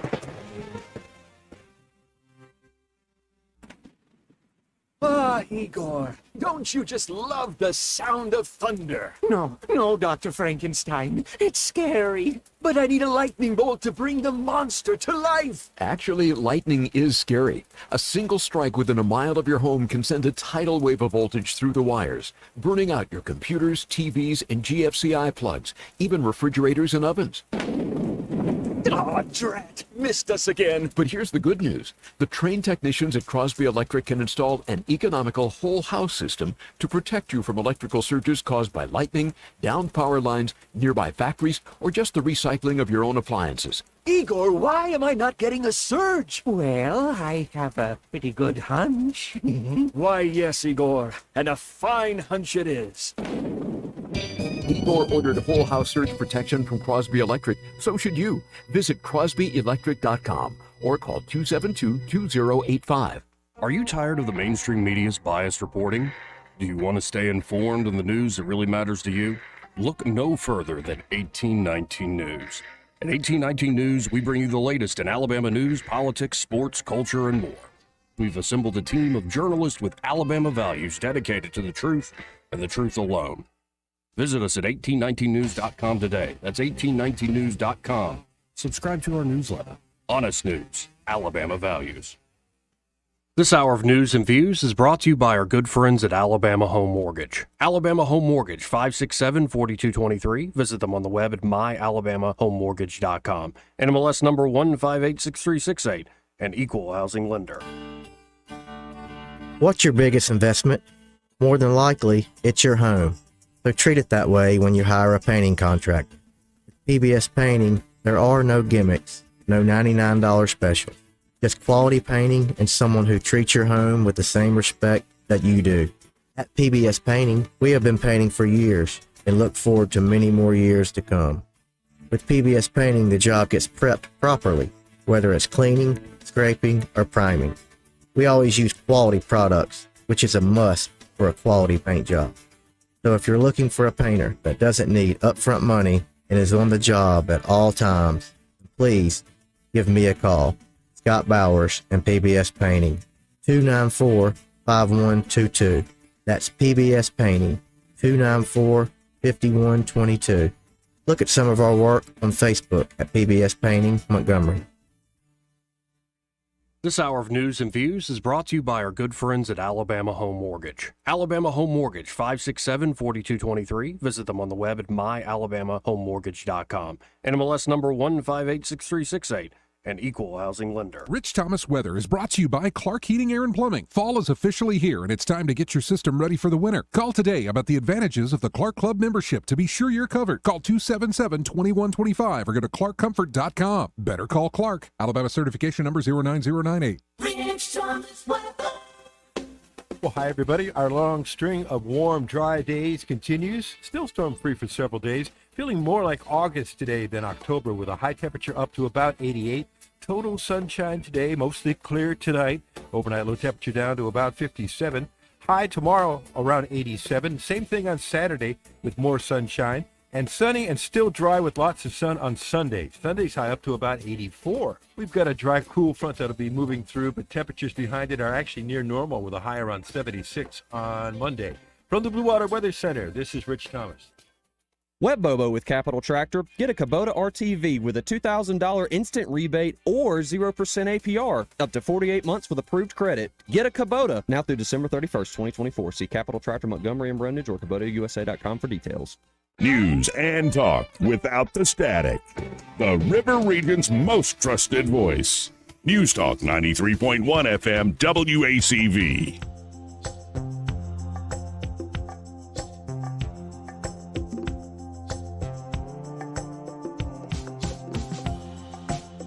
Joey Clark.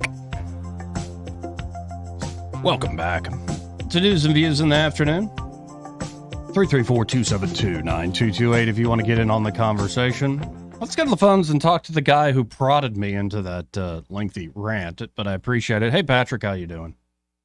I'm doing very well. How are you guys today? Pretty good. All right. Well, I really appreciated that rant. I love when you get passionate, Joey. And I would say I agree. There's one piece of pushback I have for you. Okay. But I agree with you. By and large, I think the Libertarian Party's goal, by and large, should be pushing the Overton window nationally and then running in winnable local elections. And so you're right. You do have to kind of stomach things sometimes. And you're spot on talking about Vivek, for example. What he's trying to do is really hopeful to me. It really reminds me of the kind of paleo-conservative, paleo-libertarian alliance that was trying to be formed in 1992 with Murray Rothbard endorsing Pat Buchanan. Right.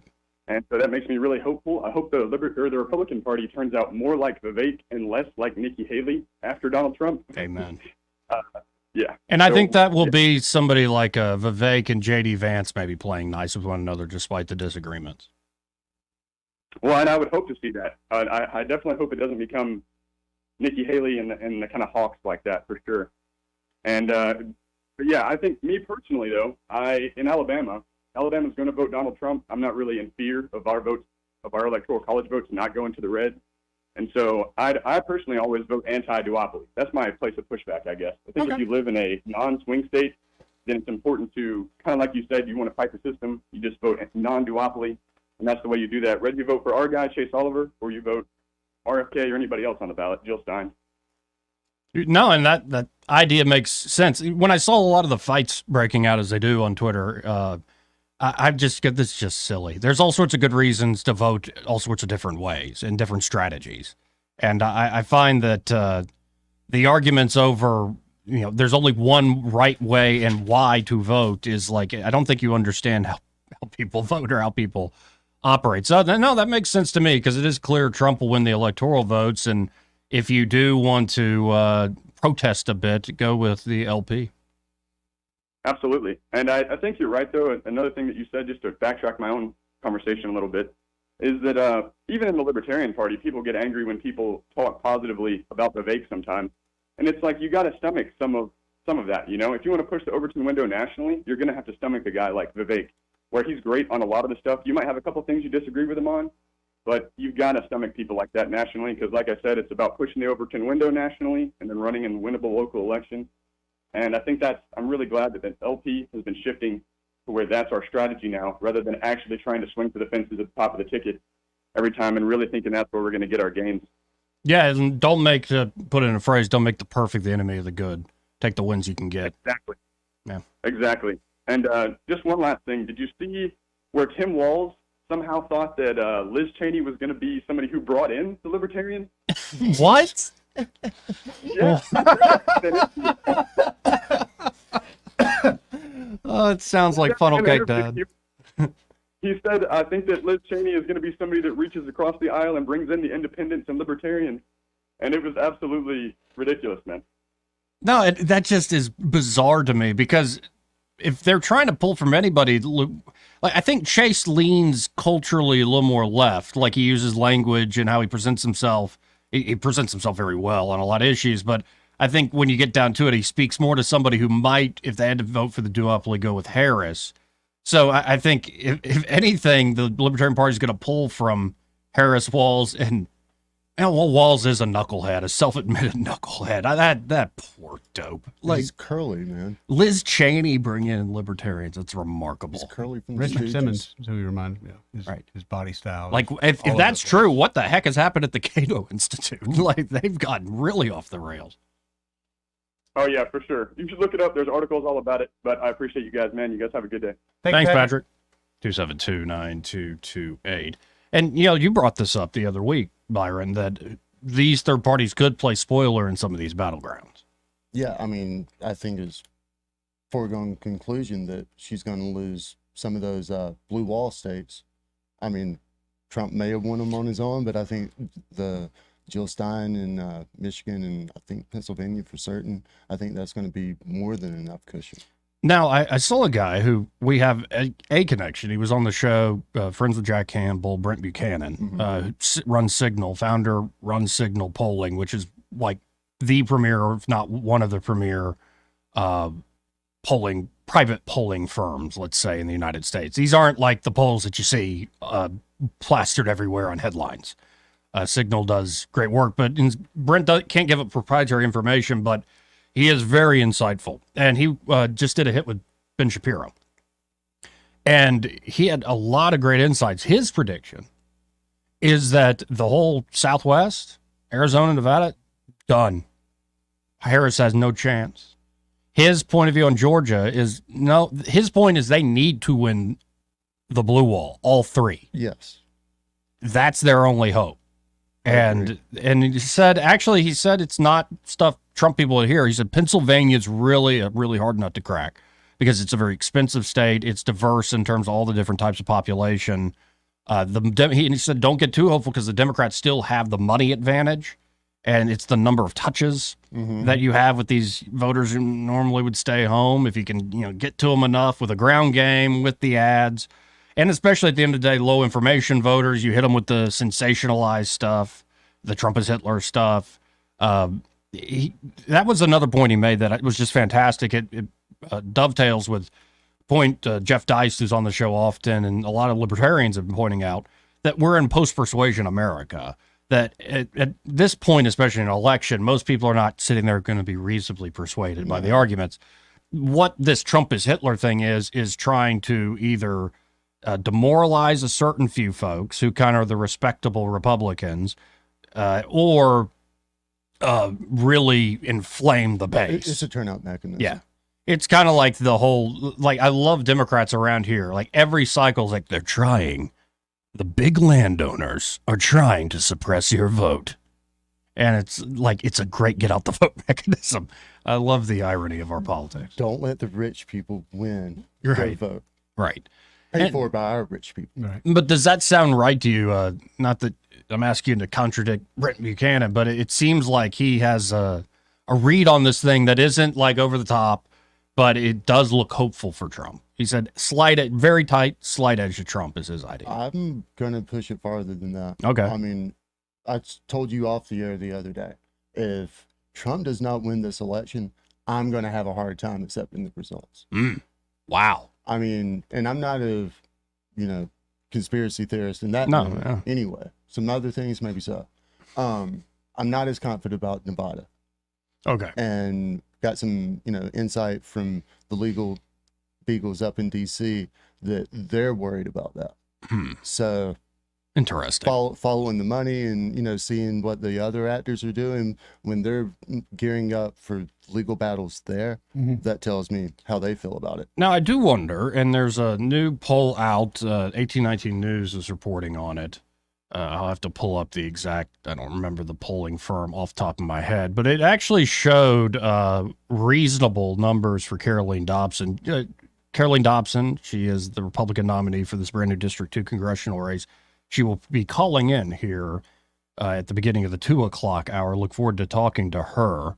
It was conducted by Interactive Voice Response, phone survey of 994 registered voter respondents on October the 22nd with a plus minus 3.1% margin of error.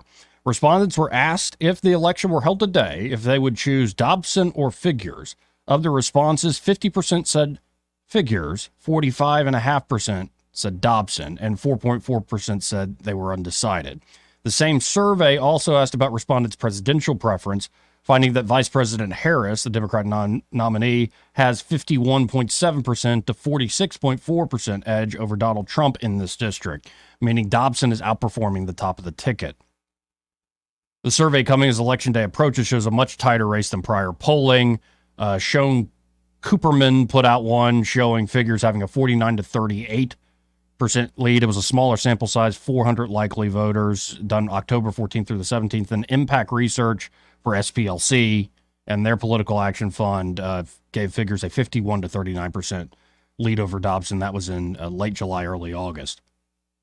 So I do wonder how the national trends affect turnout in this part of the world. I know for a fact Eric Holder's coming down to stump for Shamari Figures.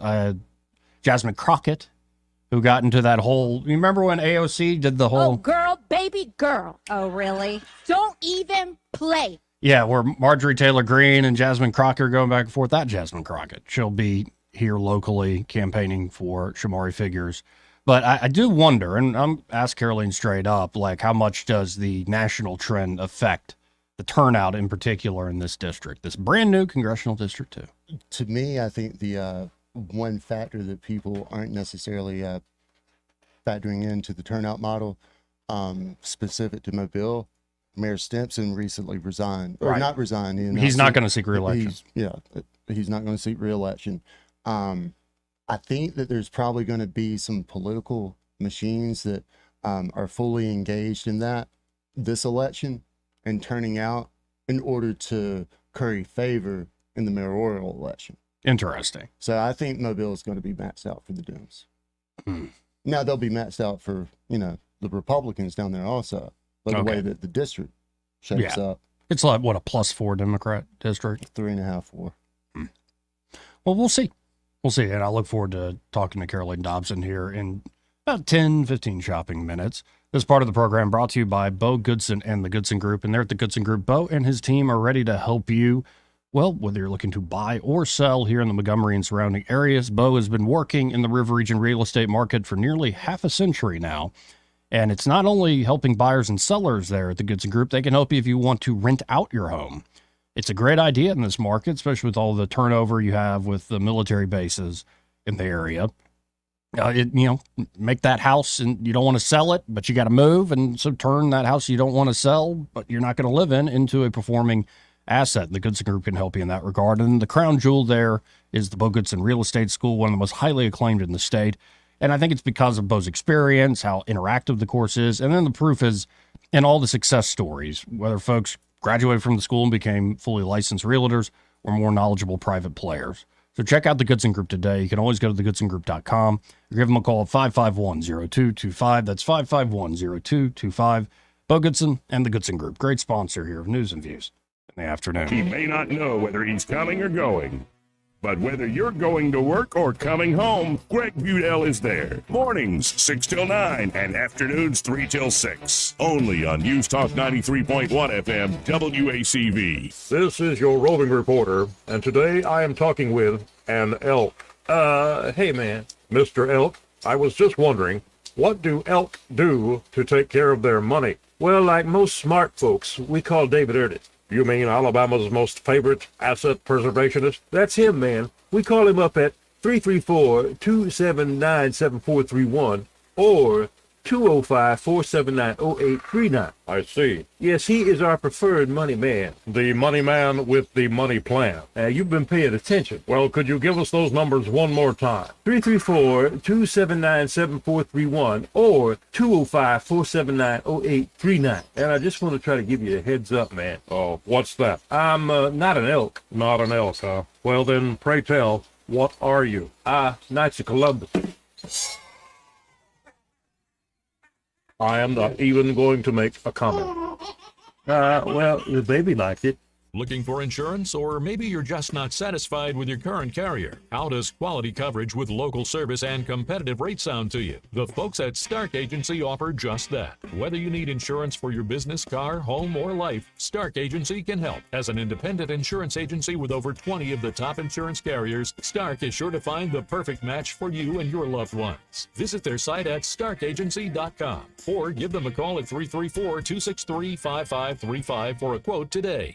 Join Jones Drugs on Saturday, October 26th from 10 to 2 as they partner with the police department for the National DEA Drug Take Back event. Come by the parking lot of the Prattville, Millbrook, Montgomery, and Phoenix City locations and bring your unwanted, unneeded, or expired prescriptions. That's Saturday, October 26th, 10 to 2. This hour of News and Views is brought to you by our good friends at Alabama Home Mortgage. Alabama Home Mortgage, 567-4223. Visit them on the web at myalabamahomemortgage.com. NMLS number 1586368. An equal housing lender. The River Region's first and only news talk station on FM. Live, local talk. News Talk 93.1 FM WACV.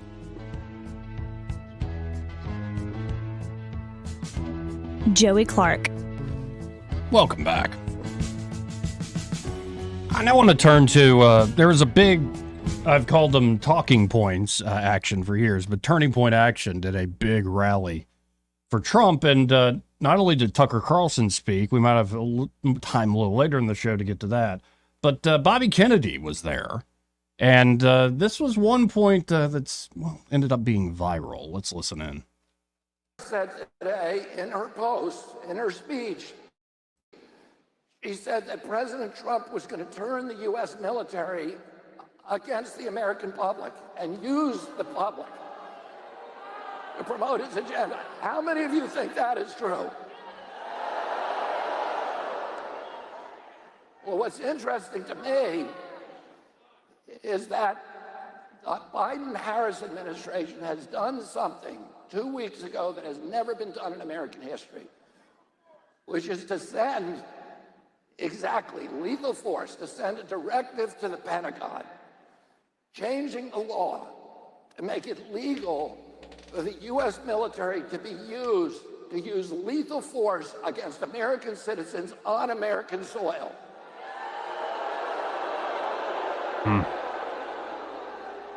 Technically, now it's legal for the U.S. military, under this directive, it will become legal for the U.S. military to shoot and kill Americans who engage in political protest because they disagree with policies in the White House. I'm not making this up. Any of you can look it up. This is a Democratic initiative. This did not come during the Trump administration. This did not come from Donald Trump. It came from the Democratic Party. And that's why I left the Democratic Party. You also had earlier in the week, Tulsi Gabbard gave a masterful speech on why she has now become she's not just supporting Trump, she is now a Republican. Right. And it had a lot to do with, well, partly my rant. Really, you're working with the Cheneys, you're working with the warmongers, you're the party of censorship and surveillance now. You trust all the major institutions, including like Big Pharma and what the heck? When did Democrats start loving, major corporations? At least not have some skepticism towards what they push. So, the shift is happening, and I'll make that trade all day, every day. How about you guys? You can have the Cheneys. 100%. We get a Kennedy. We get a Tulsi Gabbard. 100%. All day, every Tulsi. day. I'll take Tulsi. You don't like Bobby? Kennedy's, Cheney's, same side, different coin. Yeah, but Bobby's on the outs with his own family. Well, we'll take Bobby. Okay, fair enough. Not a Kennedy. We'll take Bobby. It's like the Dave Chappelle bit, we'll have the draft and see which party gets which representatives. 272-9228. This entire second hour brought to you by Alabama Home Mortgage. And they're at Alabama Home Mortgage. Kim Williams and Madeline Cannon are ready to help you, whether you're looking to buy a home and don't want any surprises on closing day. Say it's not your first rodeo. You need to get a job done quick, though. That is Alabama Home Mortgage. If you're looking to do a home purchase, go through them. Or maybe you're looking for a refinance deal, and it could be you've been on the bubble, on the fence about when to refi. Well, rates have been changing. Right. And so it's at least worth a conversation. And Eddie, you've dealt with Kim and Madeline many a time. And I'd imagine that they are, they're a cut above. Yeah, I deal with loan officers and loan. I was trying to put it nicely. All the time. And let me go ahead and tell you, I enjoy talking to these folks. I can call these folks on a Sunday when I know they're not supposed to work. They'll take my call. Big banks, good luck with that. Right. When I need a pre-approval letter and their clients need a pre-approval letter, I can call them up personally, and within minutes I get it. They know what they're doing. They are some of the best in the business, there's no doubt. That's Alabama Home Mortgage. You can always call them at 567-4223. That's 567-4223. Or visit them on the web at myalabamahomemortgage.com. There is a difference in mortgage companies. Let Kim and Madeline prove that to you today. NMLS number 1586368, an equal housing lender. Coming up, we should have Caroline Dobson, candidate for Congress, the Republican nominee here in the brand new District 2. Y'all stay tuned.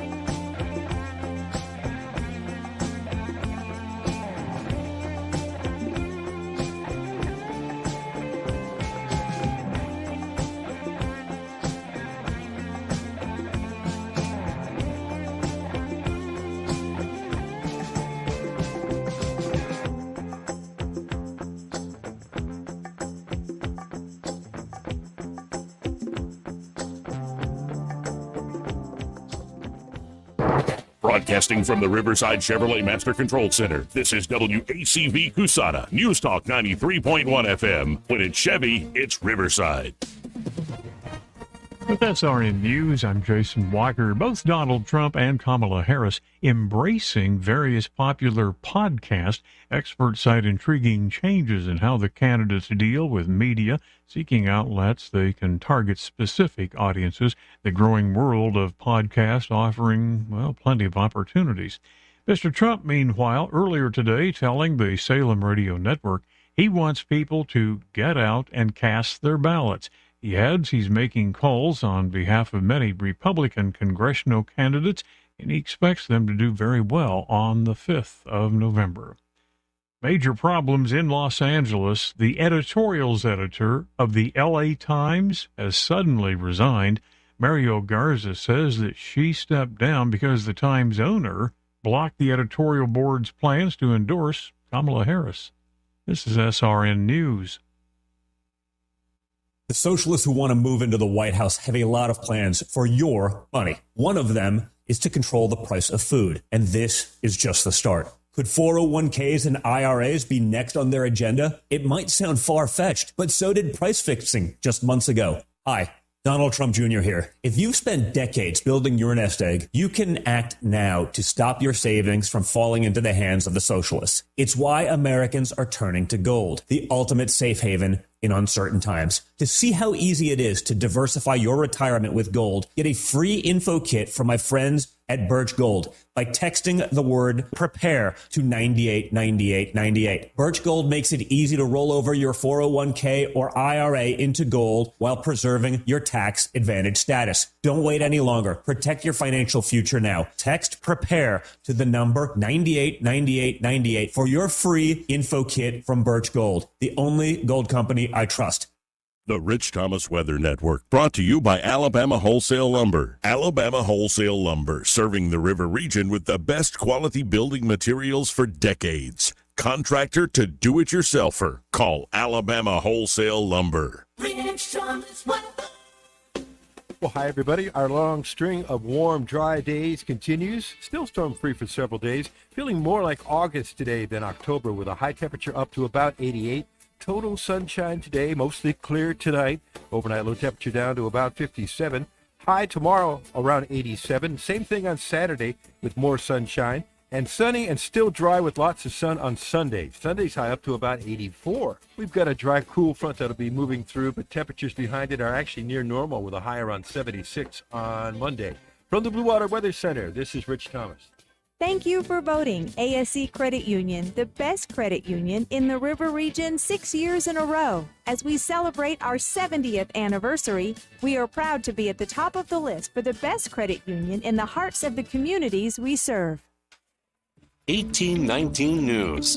A Montgomery County Circuit Judge has placed a mediator within all of the medical cannabis litigation that is going on here in Alabama. Retired Judge Eugene Reese was appointed to that position by Judge James Anderson. The purpose of appointing a mediator is to seek resolution to all the lawsuits filed against the Alabama Medical Cannabis Commission, which happened ever since cannabis licenses were distributed in 2023 by the commission. Businesses that did not get a license then launched lawsuits against the commission's process of choosing. The medical cannabis program was first passed into law by the Alabama legislature back in 2021. I'll be back with more Alabama stories after this. On November 15th, you can have dinner with Eric Metaxas right here in Alabama. Metaxas, the author of Bonhoeffer and Letter to the American Church, will keynote 1819 News' first annual Albert Patterson Gala on November 15th at the Barber Motorsports Event Center in Birmingham. To learn more and sponsor a table, visit 1819news.com/gala. Again, that's Eric Metaxas on November 15th. Go to 1819news.com/gala to learn more. An arrest was made of a Priceville man following the shooting death of his ex-wife this past weekend. 33-year-old Zachary Merriman is facing 6 charges of burglary, trespassing, and theft of property after Kimberly Ricks was found shot to death at her home. No charges related to the actual shooting of Ricks have been issued against Merriman. A Baldwin County jury has acquitted a woman of murder charges for a 2020 death in Loxley. Shonda Turner was found not guilty of intentional murder in the death of Tamika Richardson. Lawyers for Turner revealed that their client never had a gun in her possession at the time a dispute arose between Turner, Richardson, and other people. That is when multiple guns were fired and Richardson was killed. I'm Andrea Tice. For more news affecting Alabamians, go to 1819news.com. And while you're there, subscribe to the daily newsletter. This hour of News and Views is brought to you by our good friends at Cole Plumbing, 279-8919. Cole Plumbing is number 1 in the number 2 business. You don't have to dig a hole. They have proprietary pipelining technology. Ask them about their tankless water heaters. Remember, when you have trouble with your bowl, call on Cole. No one wants to wait on service for an overhead door. With 20 years in the industry, you now have access to the best with All Access Overhead Door. All Access Overhead Doors offers prompt professional service at affordable prices on all service and new garage doors for residential and commercial locations. All Access Overhead Door serves the river region and can take care of whatever you need when it comes to your overhead door. Remember, you have access to the best. All Access Overhead Door. Call and schedule an appointment today. 320-2440. And like them on Facebook. They sell the best and service the rest. The views and opinions of the following program are solely those of the host and other contributors. These do not necessarily represent those of Liberty Acquisitions 825, Blue Water Broadcasting, its management, staff, or any advertisers.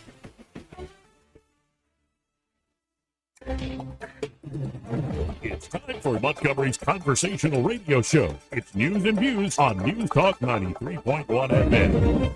To join the conversation, call 272-9228.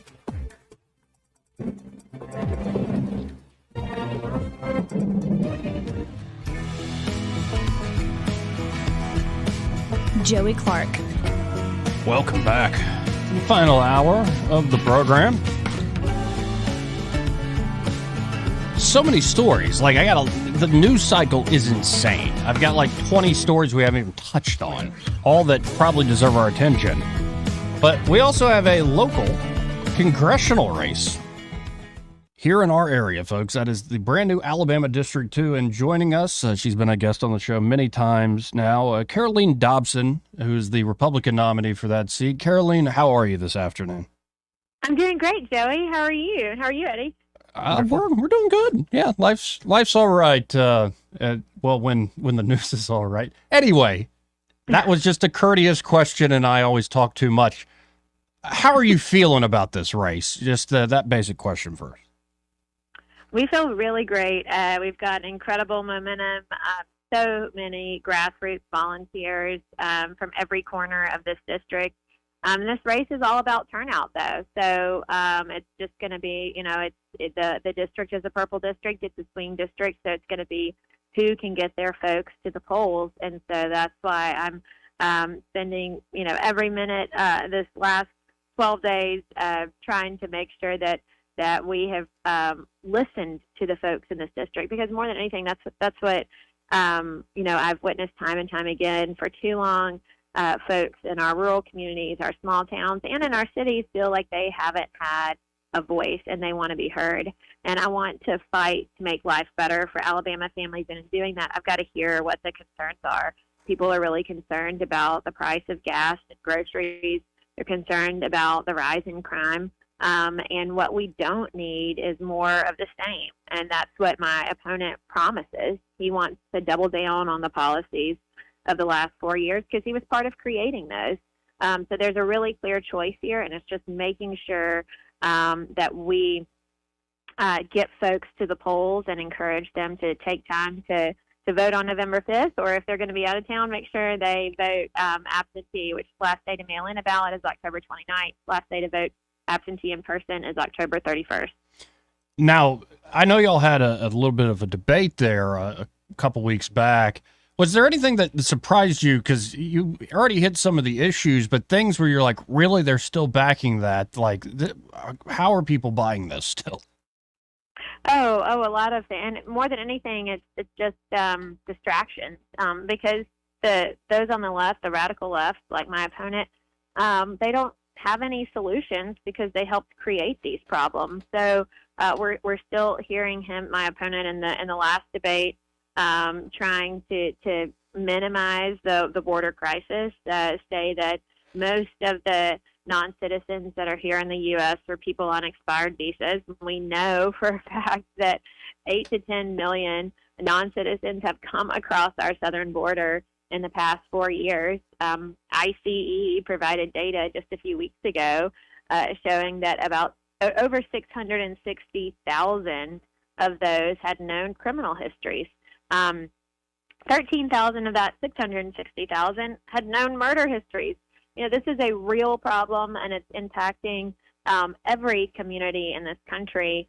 And he continues to pretend like this is not a problem, and this isn't something that folks in this district are concerned about, which just shows me that he hasn't been on the trail like we've been, because folks are certainly concerned about our open border, the strain on resources, the rise in crime, gang violence, sex trafficking, the fentanyl epidemic that we see throughout this district, and that the fentanyl knows no boundaries. It impacts families in every zip code and every socioeconomic level, and every community too, rural, urban, and it is a true crisis. We know that 80 to 90% of fentanyl precursors are made in China.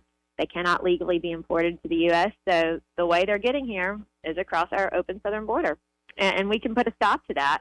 But the Biden administration flung open their borders in the first 100 days of office.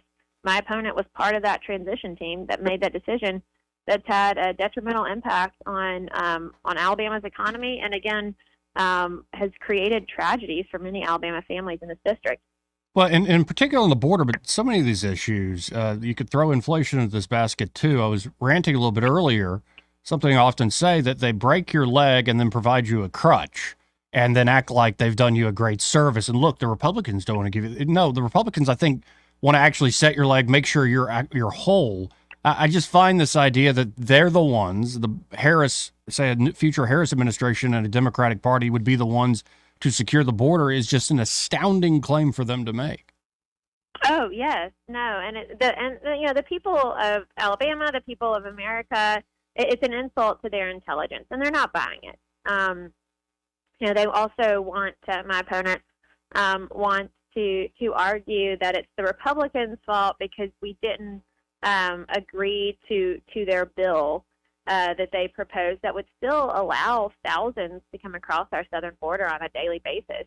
The fact of the matter is the Biden administration opened our border without legislative action through executive orders, and they could secure our border through executive orders. We don't need legislative action. Although, again, that is my firm commitment to really overhaul the immigration system if elected. But they could solve this problem. They could have solved this problem yesterday, but they created it, and now, of course, want to blame it on the Republicans. Now, and again, folks, we're talking to Caroline Dobson, candidate for Congress, the Republican nominee to be your next congressman from the brand new Alabama District 2. If there are folks out there listening who want to be active as we get in less than 2 weeks to Election Day, that want to help you out, or what can the average person do that can make a difference here? Oh, this race is incredibly close, and I think a lot of folks maybe don't realize how close it is. But in the March 5th primary, there was a 161 vote difference between total Democrats and total Republicans in this district. So every vote will count. Don't think that because President Trump's going to carry Alabama soundly that this isn't just as important. It's so important that we get President Trump back in the White House, that we flip the Senate. But this is a role that Alabama can play. As you know, the House creates the budget. And when we are almost $35 trillion in debt, headed toward a financial cliff, when we have inflation that's resulted in a 25% increase in groceries in the past 4 years, we have got to get our spending under control. And if we win the White House and we get the Senate, but we lose the House, we won't be able to curb inflation. We won't be able to secure our border. So it's equally important that we maintain control of the House, and this race is key to doing that. So if folks want to help, we've got door knocking opportunities, we've got phone banking opportunities, poll watching opportunities, and poll greeting opportunities. Again, it's if you'd be willing to spend a couple of hours on Election Day after you voted, just greeting folks as they come into the poll. There are a lot of folks that unfortunately don't pay attention to down ballot races. So just being an ambassador for the campaign would be huge. A yard sign makes a huge difference as well. And then, of course, financial contributions. There's no replacing hard work, and I'm outworking my opponent. But at the same time, he's got money pouring in from California, Massachusetts. 97% of his PAC contributions are from the greater D.C. area. Millions of dollars from a super PAC have already been spent on him in this race. So, that he is the Washington insider, outside Alabama pick. And that's why it's so important that we get everyone out to vote to defeat him. Now, is there any, all the national issues, I think, are driving a lot of the turnout and what people care about, rightfully so. But as you've been traveling the district and working hard, is there a unique, say, issue to the district that really you're going to pay attention to up there in the Congress? Yes, no, and I mean, there are several. I think this district is particularly unique because so much of the district is rural America, small town America. And for too long, I think on both sides of the aisle, we haven't had nearly enough representation from people that have actually lived in rural America. Again, a difference between me and my opponent here. He grew up in Mobile, but has lived in D.C. the past 12 years. I grew up in a town of less than 200. And again, we see this too with this administration, with this CHNV program, placing refugees in small towns, thinking, oh, there's space in rural America. Well, yeah, there may be wide open spaces in rural America, but, rural county budgets, rural city and town budgets, those are usually, budgeted out until to the last dime. There are very finite resources in rural America and small town America. So ensuring that we have economic policies, that we have trade policies that help rural America and don't ignore it. Because if you lose one employer in a small town, that can really have repercussions for years forward. I mean, in Monroe County, where I'm from, because of NAFTA, we lost the textile industry. And so losing just that one sector, it diminished the quality of our public schools and just the number of students attending, and spouses who were teachers and parents that were involved in PTO. And then our rural health care, we didn't have as many folks with good paying jobs and private insurance to sustain our local hospital. And so 2 years ago, years after Vanity Fair left, the maternity ward closed in Monroe County. So now women have to drive 70 and 80 miles to get prenatal care and to deliver a baby. So, we've got to have a strong economy in our rural areas. And I will fight to ensure that we have attention to small towns and to our rural communities. Especially the rural medical side of things. It is not a good problem right now statewide, but in particular in this district. Now, then jumping back to the national sense of things, how important is this seat, especially if you have Republicans out there that don't pay attention to down ballot, for, say, a congressional majority? So the Democrats don't win the House, Republicans keep that majority they currently have. No, this race and a handful of others will determine who controls the House. I'm very grateful to have been named a young gun by the National Republican Congressional Committee. It's their short list of highly competitive races, and I'm grateful for their support. The fact that they are supportive, included into this race, shows you just the national implications of this race. But again, as you know, it's so important that we maintain our House majority, but to grow it would also allow us to actually accomplish more things. If we have more than a 1 or 2 seat majority, then that will allow us to pass legislation to secure the border, pass legislation to protect our kids, pass legislation to ensure that voting is for American citizens only. Well, and I'd imagine it'd be nice to have regular order again so we could actually get things like a updated farm bill done. Right, exactly. No, our farmers are suffering. It's been 2 years, and we desperately need a farm bill. You look at the amazing members of the Alabama delegation. Chairman Mike Rogers is chair of the House Armed Services Committee, so which is so important to fighting for the health and increased funding of Maxwell Air Force Base, F-35, in Montgomery. And again, if we lose control of the House, then Chairman Rogers loses his chairmanship. We don't have an Alabamian fighting for our military bases and our defense industry that is so vitally important, not just to the national security of our country, but to the health of Alabama's economy. So I really do appreciate the time, Caroline. And again, if folks want to be, say, door knockers, poll watchers, poll greeters, if they want to help out with the campaign as we hit this home stretch, how can they do so? Yes, please check out DobsonForCongress.com. That's D-O-B as in Bravo, S-O-N-F-O-R, Congress.com. We also have a couple of events coming up in the Montgomery area. Folks can check that out on our website. But the soonest event is a meet and greet at the home of Twinkle Kavanaugh. That's 7209 Fairwoods Place there in Montgomery on Monday, October 28th at 5 p.m. So I would love for you to join us. Well, and I would love to have you back on the program, especially if you're in town for Election Day, for certain. Yes, yes. No, I will. I would love that opportunity as well. Thank you so much, as always. Thank you, Caroline. God bless. Again, folks, that's Caroline Dobson. Always appreciate her time. Really do. Oh, man. Eddie, I like this Trump mask you threw behind me. Yeah. Here. Like that. It's so obnoxious. I love it. It's a big head sort of thing. Yeah. It's just so obnoxious. I love it. And I'm sitting here thinking, this race we were just talking about with Caroline Dobson, we'll probably know that night, like a normal process, Right. who won. Right. I'm looking at this headline from Forbes, and it's not just Forbes putting stuff out like this. It just makes me... They're prepping us, buddy. Yep.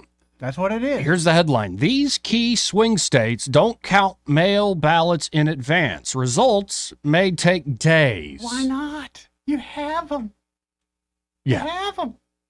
I believe one judge has already said you have to have the results certified, or not certified, but tallied, and I believe I can't remember if he said 48 hours, but it was pretty much. It was pretty much like, hey, you can't dilly dally. Like, you got to get to this. Well, I'm looking at the a breakdown here from Forbes. Pennsylvania. This state, Pennsylvania, will be one of the slowest to release results from mail-in ballots because officials can't start processing absentee ballots, taking steps like removing ballots from envelopes and verifying voter signatures until the morning of Election Day. They cannot record any vote totals until after polls close at 8 p.m. Okay. I think specifically the judge that I'm referencing was talking about on the bat side of the election. I think it was Savannah. This is in Georgia? Yeah. Okay. And North Fulton last time they went to sleep that night and got up the next day and started, resuming the process. Yeah, and I'm looking, the Forbes breakdown says officials in Georgia have already started tabulating mail-in ballots. Okay. It's allowed starting the third Monday before Election Day. Okay, that's a better rule. What the hell is Pennsylvania doing? If you look at Wisconsin, also doesn't start processing mail-in ballots till Election Day. Why? You already know the answer to that. I know that, but I'm tired of just accepting that. Okay, this is how they do it. When we do know why, and we're just not allowed to argue with that. Well, we can argue with it. I mean, they still gonna do it. They control their fiefdom, man. I mean, Wisconsin's a blue state. Pennsylvania, by and large, is a blue state. Now, North Carolina starts processing mail-in ballots before Election Day and will begin counting its absentee ballots on Election Day before the polls close, anywhere between 9 a.m. and 5 p.m. under state law, with counties adopting resolutions before Election Day that state when they'll specifically start counting. So that's earlier. Arizona, the state starts counting early mail-in ballots when they're received, even if it's prior to Election Day. Again, that's a much better rule. Michigan, back to the blue wall. Michigan. Lawmakers passed a new law after the 2020 election that now allows absentee votes to start being counted 8 days before Election Day. I think they have a Republican state house. Right. Or the day before Election Day for towns with fewer than 5,000 people, which that can be done quickly. That means many results are likely to be quickly reported in the state once polls close. It's a good thing. So looking at this, Nevada, they can also start counting 15 days before Election Day. So if you look at the blue wall, where it is really the competition, this could come down to frickin' Pennsylvania, and we won't know the result then. Damn it! Excuse me, pardon me. You just said out loud what everyone else is thinking, buddy. Don't apologize With Pennsylvania, and Byron, you'll know this. I saw an article last night where they were talking about they're inspiring the Amish to vote, and they've never voted before. Is that just a last-minute thing we're throwing out there? Yes. Okay. Because I know Lancaster County. some people in that area, so I called him last night, and he's like, dude, no, there's just no way. They're going to get the Mennonites after that. That's kind of what I'm vote counts. wondering, yeah. Now, by the way, I was trying not to get distracted while talking to Caroline Dobson, but it broke, an exclusive from the Wall Street Journal. You asked the question the other day, very smartly, Byron, are we already in the middle of World War III? Mm-hmm. Here's the headline.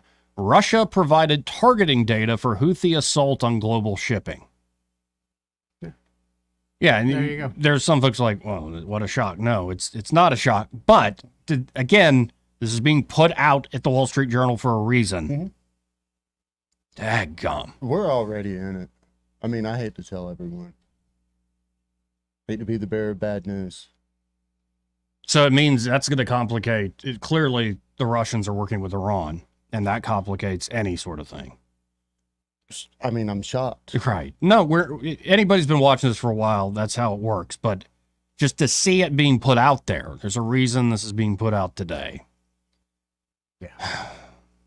Hold on to your butts when it comes to this election. Like, there might be more surprises than just Trump's Hitler or Doug Inhofe, slapped a girlfriend. Yeah, I mean, there might actually be something worthy of a headline that comes out. Yeah, like war related, to put it mildly. Actors behind the scenes, relationships that we aren't familiar with. So who's that make it more likely for the presidential vote to go? If we were in a war, would you think that more people would go towards the Kamala? I think they go towards Trump. No, 100%. You go. That's why I think it just becomes a... Yeah, but still, the idea of the massive war breaking out right before an election. Nobody trusts Democrats when it comes to war. Right. I mean, they trust Democrats in theory to keep them out of war, peace, love, Summer 69, all that sort of... Look at the reason we're in it. Well, look, Jimmy Carter's brain. But I'm talking about what the people believe. Right. They assume that Republicans are stronger on national defense. Yes. Though, again, that realignment's happening, and Kamala's tried to wrap herself up in the interventionist but mantle. Think of how long that would take to sort of get down to the grass level. If everything's good, I can see putting in an airhead like her because you feel like, hey, man, the world is good, all is good. But the world is not good. And I don't care if you're Republican or Democrat, you know that. And while you might love the idea of putting a woman in the White House, a black woman in the White House, and think that that's going to make everything gravy, it's not. There are a lot of bad dudes in the world. They know I'm effing crazy. She knows it. Putin knows it. Right. I said I'm going to blow up all those beautiful golden domes, all those domes you live under. Vladimir, he said, no way. I said, way. But I also think it goes into the whole strength question. And I think Trump, love him or hate him, projects much more confidence and strength, especially in a situation like that. And it does play into the whole male-female dynamic. And this has always been, I think, I've always predicted the first female president I would worry would be much more of a warmonger to sort of prove their steely resolve. She would have to be, because it's going to have to be some... Let's use the Middle East. We're going to elect a female president to negotiate with the heads of international states that don't even acknowledge women as being on par with men in their culture. Like, that's a non-starter. And the right woman could be convincing enough. For instance, I don't think anybody tried to pull fast ones necessarily on Margaret Thatcher. Right. But I don't see it with Kamala Harris. I just don't. No Iron Maiden. Like, if we're sitting here seeing it and going, look at this fake puppet, obviously, Putin and Xi and all these other leaders already consider presidents fake. Right. They don't make decisions, even if they want to make the decision. Well, that's why I asked the other day, like, okay, do you think that the deep state might actually have had a meeting and been like, okay, so Trump really is better for maybe stability internationally? As crazy as he comes off, there's something that's pragmatic about that. You got to think of it is not. This is also what gives me hope. It's the point I was making a little earlier about the practical politicians going a certain way. They're always competing cliques, even if just the most uncharitable way. These are power hungry, ambitious people, and they want their way. Yeah, but there's always competing cliques and ideas, even within intelligence, even within the Defense Department, even within the sort of intellectual class that runs a lot of American foreign policy. And it could be you do have a certain clique who's like, no, Trump would be the better choice in this situation we're now heading into. So long as... And we can stomach his wanting to make a deal and end things. Yeah, I think that so long as the stability is there, that's what they're looking for. You want to make sure that you understand the rationale that other actors have before they make a move, right? Right. So the last thing you want is someone who's irrational. Trump's proven, during his first term that he's not an irrational actor when it comes to foreign policy. And by the way, this went under the radar as it happened earlier in the week. Israel says Iran will pay for assassination attempt on Netanyahu. Quote, the mullahs will be very sorry, end quote. Netanyahu and his wife. Yep. I mean, then today, every day. I mean, yeah. Seriously. Missiles intercepted near hotel in Tel Aviv where Tony Blinken was staying. Mm-hmm. Then I see another headline here from IranWire.com, so it must be true. Iran is getting paranoid. Iran bans certain electronic devices at nuclear sites. No, it's just like my uncle used to always say you could back up to a brick wall and suck out a brick with this sort of energy. The sphincter factor is just off the charts, just waiting for something to happen. Like we usually apply that to watching the Buccaneers play football, but man, it does seem tense. Like we're in the middle of something already. Like we're already in the middle of something. God help us. 12 days. 12 days ago until Election Day. Hey, this part of the program brought to you by Montgomery Men's Health. Oh, good folks, Joey. They're real good folks. They can help you min out, especially if you've been experiencing that run down feeling. Like you've lost your edge. You're always tired. You're losing muscle mass. You're seeing weight gain, especially around the middle. Like, and I didn't eat more, and I didn't change my diet. I still work out, but you're seeing those issues. Could be you have no drive at all, including no sex drive to speak of. All these things rolled together, doesn't matter what your age is, could signal low testosterone. So stop by Montgomery Men's Health today, and the providers there will conduct a testosterone-focused lab workup, plus a consultation for only $99. And when you get that testosterone score, you also get a PSA check, which is a great marker for prostate health, essentially a check on prostate health without them having to do the whole, finger.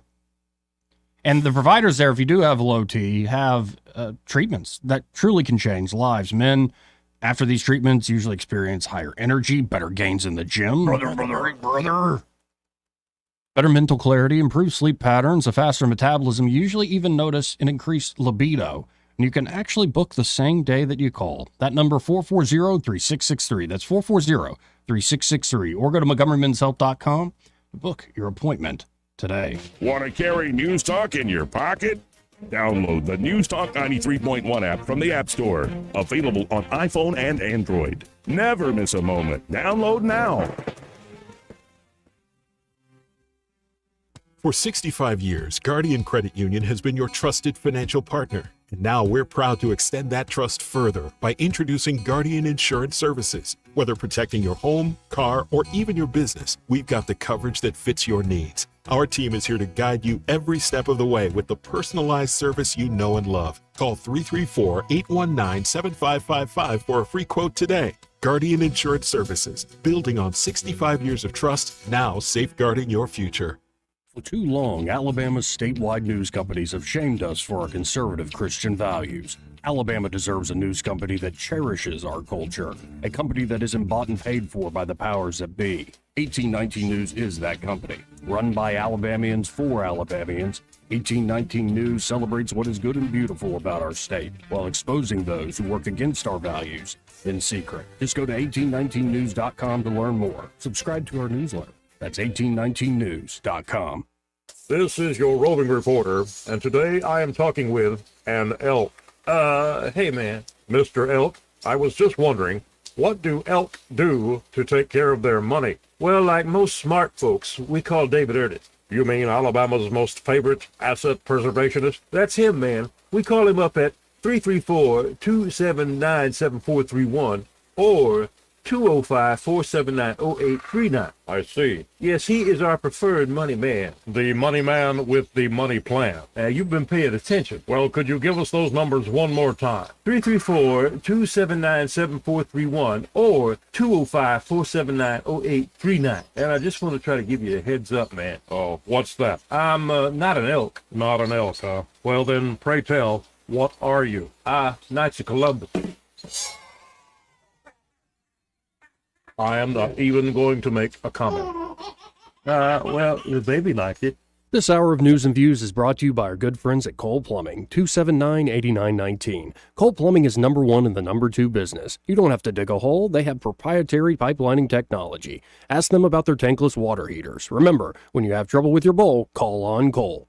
Rich Thomas Weather, a service of H&H Carpets, in stock specials on waterproof luxury vinyl plank and engineered hardwood flooring at blowout sale prices. H&H Carpet, across from Walmart on the Atlanta Highway. Rich Thomas Weather.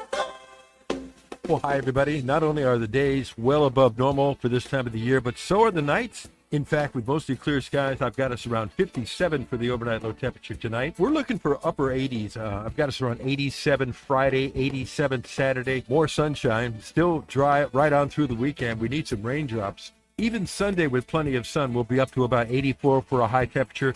Somewhat cooler, 76 for a high Monday behind a little front, but very comfortable. From the Blue Water Weather Center, this is Rich Thomas. We're redesigning financial freedom at CB&S Bank. Make purchases at participating stores and restaurants using your CB&S Bank debit card through your mobile devices with Mobile Wallet. Charges and fees may apply for your cellular service provider. Contact your service provider for more information. Member FDIC. Live, local talk. The River Region's most trusted voice for news and opinion. News Talk 93.1 FM WACV.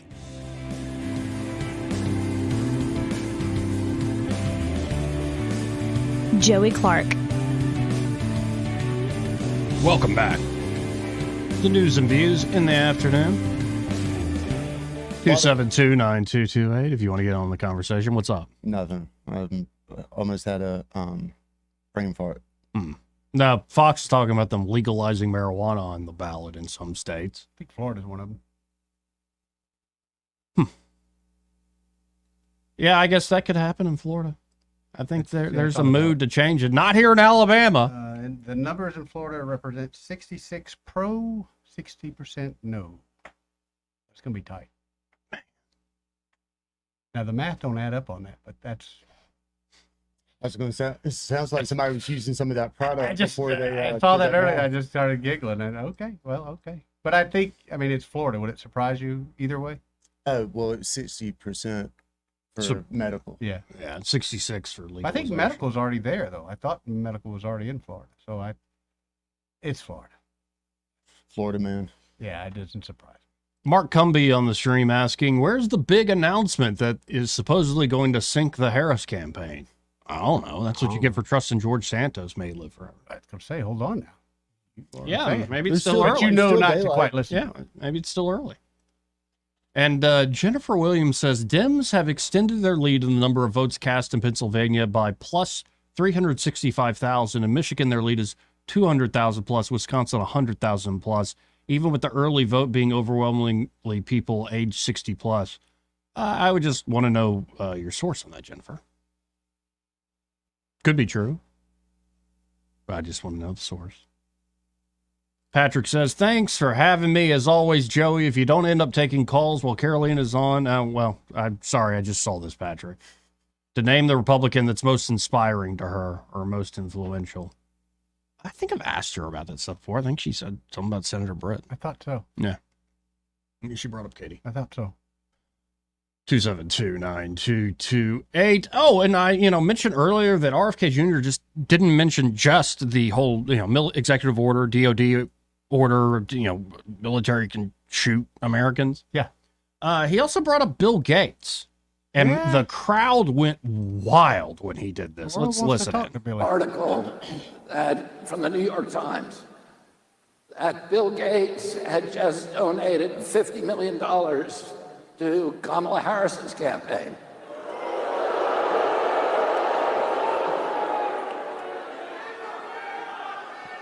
And the article said that it was the first donation that he's made in 20 years, that he stayed out of politics, that he's been bipartisan. It was a dark money donation. He didn't intend for it to be public. He routed the donation through a 501c4, which was an organization that was set up to conceal large money donations to the Harris campaign. Now, he said, when the Times asked him, he said he had donated zero in the 2020 campaign. when President Biden was running against President Trump.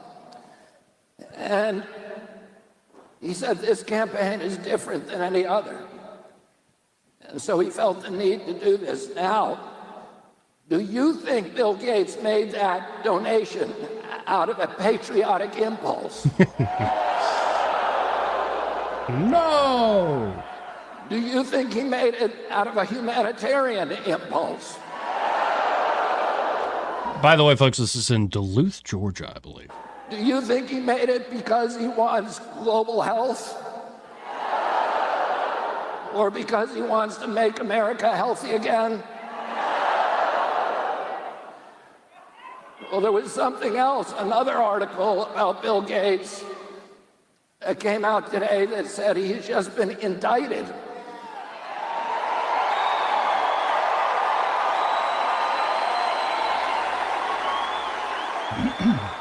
He's been indicted in the Netherlands for lying to the public about the COVID vaccine.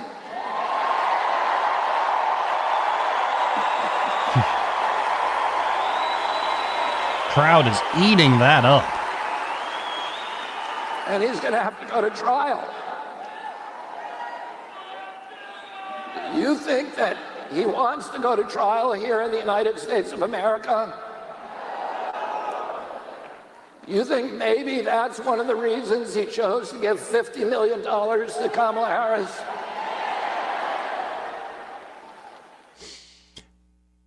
It's interesting that that is such a crowd pleaser. Like Bill Gates indicted in the Netherlands. The people go wild. You even see RFK Jr.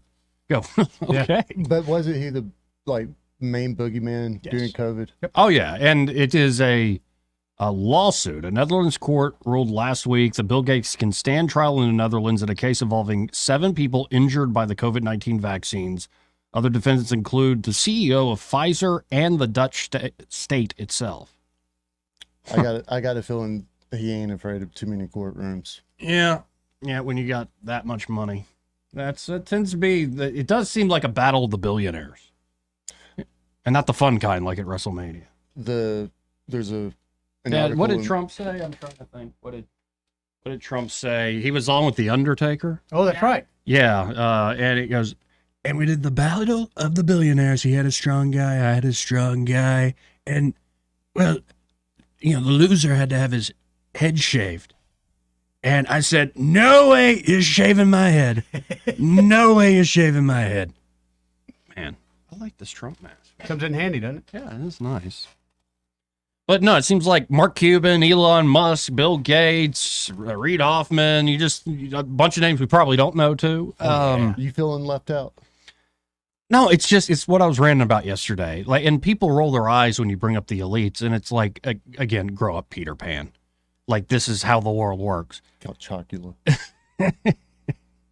And it is, at a certain point, you got to realize, we ain't all that. We ain't the ones holding the cards. This is a high-stakes poker between a small group. Go to Real Clear Politics. There's a great article called The Dark Money Federal Takeover of Elections by Tyler O'Neill. Okay. Read it. Okay. Does it tell you anything that you don't already know other than maybe pointing out a few more names and figures? Okay, it details it. Yeah. Well, it's not a surprise. I do wonder, what is the price tag if we include dark money for this entire election? I don't even know. Ooh, wow. I think, what's the C4? They report 18 months or 2 years after the fact. Yeah. So we won't know the actual figure for a while. Yeah. But you got to think of all the billions and billions and billions spent. All the time and energy, too. People living and dying by this process. Like, what a waste of time, energy, and money for people in general. Here's something I need some help on. You understand crypto way better than me. How do you limit crypto in relation to campaign finance? What's to stop some billionaire with a fat crypto wallet from going to give someone else their, whatever the passcode is or whatever, and just making a slush fund that way? Paying someone off, personally. So that, well, if you say on the Bitcoin blockchain and many others, the ledger is public. Okay. And the FBI's already arrested a bunch of people doing forensic audits of the Bitcoin blockchain itself, and others again are public. So how you long could, would I that guess, process the way take? the way you asked though, it could be somebody creates a Bitcoin wallet and then like leaves the gives them the password and sort of quietly allows that. But then again, to bring that onto the campaign, there's going to have to be some nexus of where'd you get this from. But maybe they don't make a firm direct transfer. Maybe you just buy someone off through that way, and that True. way Yeah, that's remains true. Undetected. And what happened with FTX, that was truly criminal. And I think Democrats and Republicans were feasting on that whole sham. But that was them essentially creating their own tokens out of thin air and then essentially borrowing billions off of that. So it was just printing money, essentially. That doesn't happen with the Bitcoin network, and it shouldn't happen with, like, Coinbase is a very regulated, sound exchange where that's not going on. This was all offshore activity. Right. So if it's offshore, yeah, a lot of dark money could be moved around. We live in a very small world. Or if you want to pay somebody quietly to tell a story about somebody slapping somebody, or this guy grabbed me by the, and I'm not going to do that. Not going to grab the mask. Oh, well, I know. You got it. In this country, when you're rich, they let you do anything. You can go into any humane shelter in this country. They'll let you grab all the kitty cats, adopt them all, take them home, let them say meow. Yeah. Anything. They'll do that, Trump. Yeah. They really will. Yeah, they will. Yeah, if you make them, we're pretty much establishing that with the whole Bill Gates dark money conversation. Yep. They let you do mostly anything, and adopting cats is not what I'm talking about. I mean, so we just saw a headline on TV said Republican Party concerned about Trump's ground game. Mm-hmm. You remember about a month ago, I was like, the C3, C4 is the preferred vehicle of choice. The selection cycle is really in vogue. Turning Point's the turnout mechanism. Like, the campaign doesn't have to do it. Right. So all these billionaires, not only do they donate to the campaign, whatever the limit is, they fund all these entities. And when I say all these entities, I don't just mean ones that are in existence. They go create them. They do this well ahead of time. What, Eddie? Go create some entities. We got to go find some billionaires. Hey, I want my soul to remain a little clean. I'll take it then. I mean, it's already sullied enough. Both of ours. I'll take care of it. I'm dirty enough. Yeah. I already know where I'm headed. I've seen photos of you in the 80s. He's pretty in the 80s. You just take that white envelope I give you and keep on going. Like, what sort of deals with the devil have you made to survive this long? Yeah, I wish I knew. Didn't think I'd be here this long. Eduardo Bedres. Yeah, he laughs, but that's just that's a nervous laugh, like Kamala's got. That guilty laugh. Yeah, you know what I'm talking about. Right, yeah. Anyway, what's that laugh, Kamala? Right. Yeah. Hey, while we have time, let's go to a little bit of Tucker. At this very same rally Bobby Kennedy spoke at, this is Tucker Carlson kind of bringing it home for folks. I can't believe I'm here. Speaking of a laugh. I have never in my life spoken at a political rally. I've covered a million of them for over 30 years, and I've never spoken at one, never thought I would, and I'm so thrilled. I'm honored to be here. I really am. And I am. It's totally without shame and entirely with gratitude I'm standing here. And I can't believe I just spoke after Bobby Kennedy. It's so cool. So here we are at an enormous Donald Trump rally less than 2 weeks before the presidential election. I'm following Bobby Kennedy Jr., and somewhere in a half-empty Union Hall in a cold state is Dick Cheney's creepy little daughter campaigning with Kamala Harris. And I have to say, that is a thrilling trade as far as I'm concerned. Make that trade all day, every day. Mm-hmm. I never thought I would live to see the day when Bobby Kennedy would be one of the most beloved figures in a room full of Republicans, and Mr. Burns from The Simpsons and his criminal daughter would be Democrats. It's just absolutely wonderful. So here's my perspective. I think Donald Trump's going to win, which is amazing.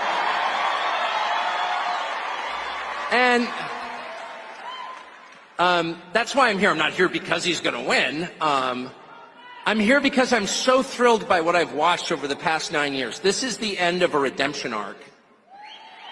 I've really never seen anybody treated like Donald Trump was treated, ever. Anybody, ever. Attack him. I watched this all up close. Defame him. Indict him. Arrest him. Let him get shot in the face. And he's going to win anyway. Oh!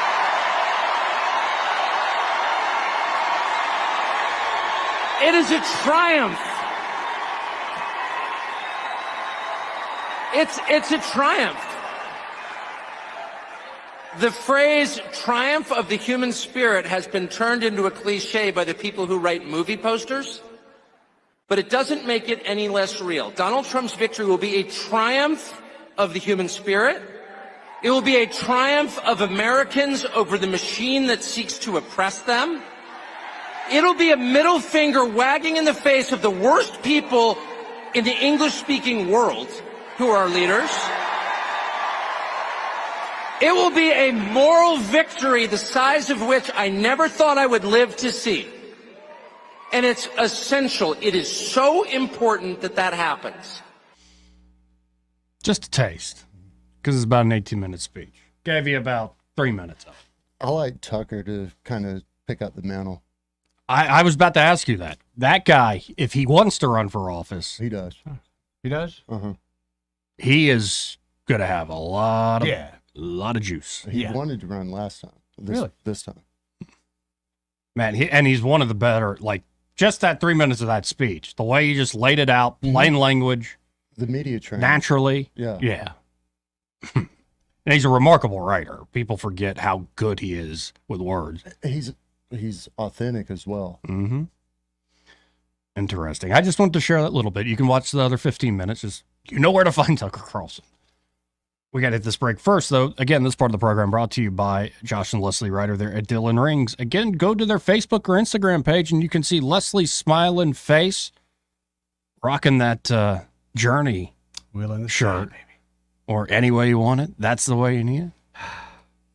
And that's, I think, a pretty good Open model arms. for Dylan Rings when it comes to jewelry. Yeah. Like, it could be you're wanting to check out their great inventory. It could be you're looking for repair work, custom design work, second to none. Josh Ryder, that man is a true artist. Maybe you're getting ready to pop the question for Christmas. That's a good time to ask. a We really need to good be time. making more babies, so let's do it honestly. That's right. Marry her. And get to making them. Bunch of happy divorce attorneys out there. Y'all get to it. Well, if it's your second one, get over to Dylan Rings. If it's your third one, get over to Dylan Rings. Do it right. Do it twice or 3 times or whatever. Whatever it takes.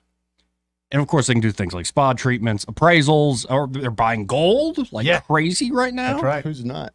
Yeah. Gold prices are going up. No, they had somebody stop by. They just grabbed some old just some necklaces change. and chains and rings they had and earrings they hadn't worn for years. But they make it easy. $1,400. They make it easy. $1,400. Yeah.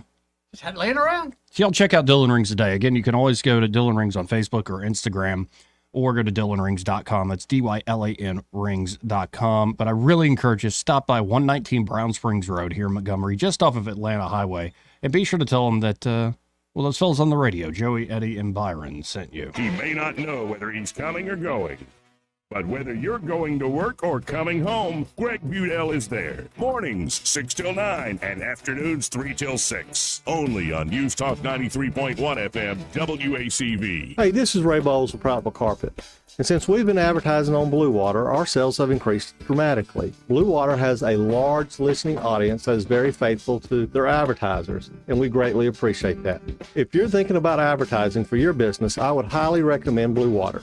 Blue Water Broadcasting is the #1 most listened to radio group in the River region. Find out how to put this reach to work for your business. Call us to find out how we can help. Blue Water Broadcasting. Local folk helping local business. Whitworth Farm Equipment has a qualified and certified mechanic Gary Baker can do it all. Along with Josh and Gillian, Chera now has the full-service farm center you've been looking for. Your tractor should work as hard as you do and keep working. They're open Tuesday through Friday from 7 till 5 and Mondays by appointment. Whitworth Farm Equipment for all tractor parts, service implements, and trailers. Plus, they now sell pine straw rolls. 285-9977 or visit them at 7458 Deatsville Highway. This hour of News and Views is brought to you by our good friends at Cole Plumbing, 279-8919. Cole Plumbing is number one in the number two business. You don't have to dig a hole. They have proprietary pipelining technology. Ask them about their tankless water heaters. Remember, when you have trouble with your bowl, call on Cole. The River Region's News Talk Station. News Talk 93.1, WACV. News Talk 93.1.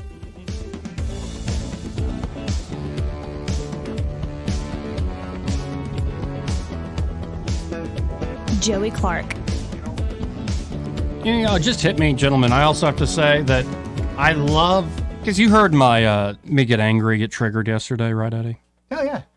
I love that I'm reminded I'm not alone, because a lot of the points I made is exactly what Tucker said. He said it better than me, but there's a lot of people who share the same mind on some of the worst people in the world, and we're tired of it.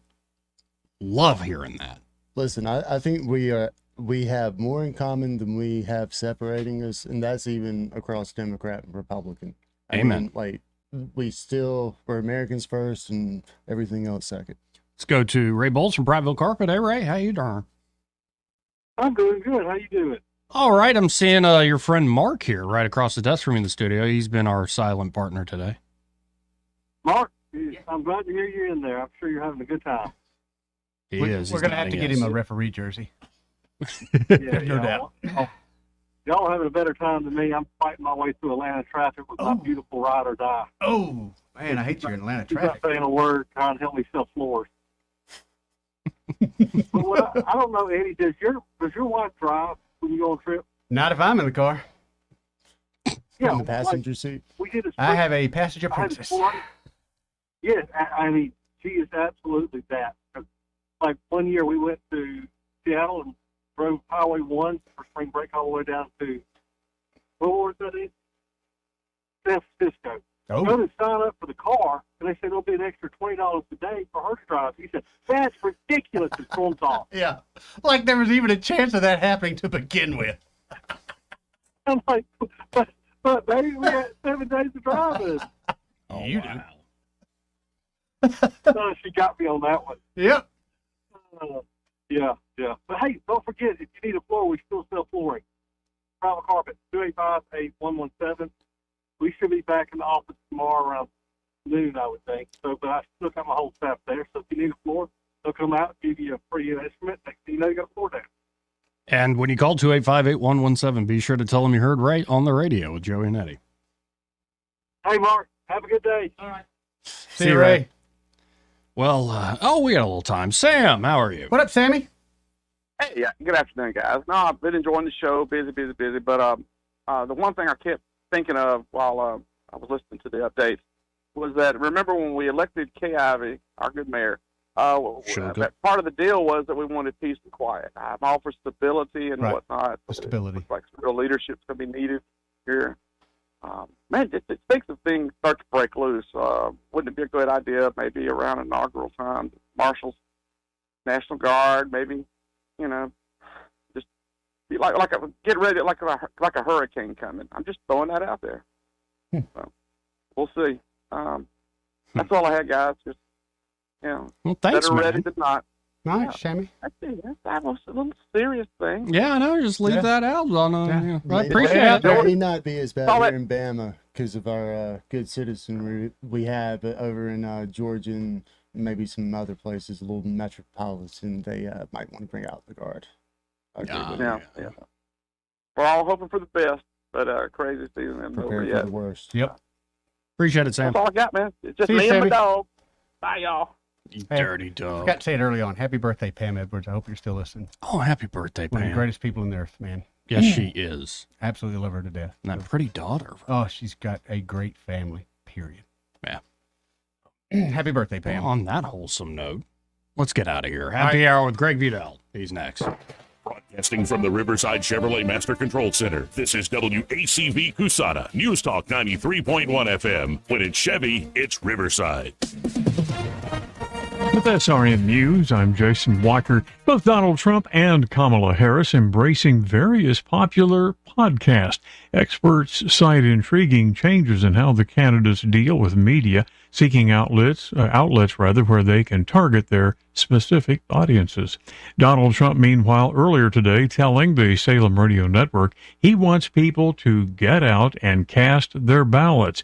He adds he's making calls on behalf of a number of Republican congressional candidates. He expects them to do well on the 5th of November. The editorials editor of the Los Angeles Times has resigned. Mario Garza says she stepped down because the Times owner blocked the editorial board's plans to endorse Kamala Harris.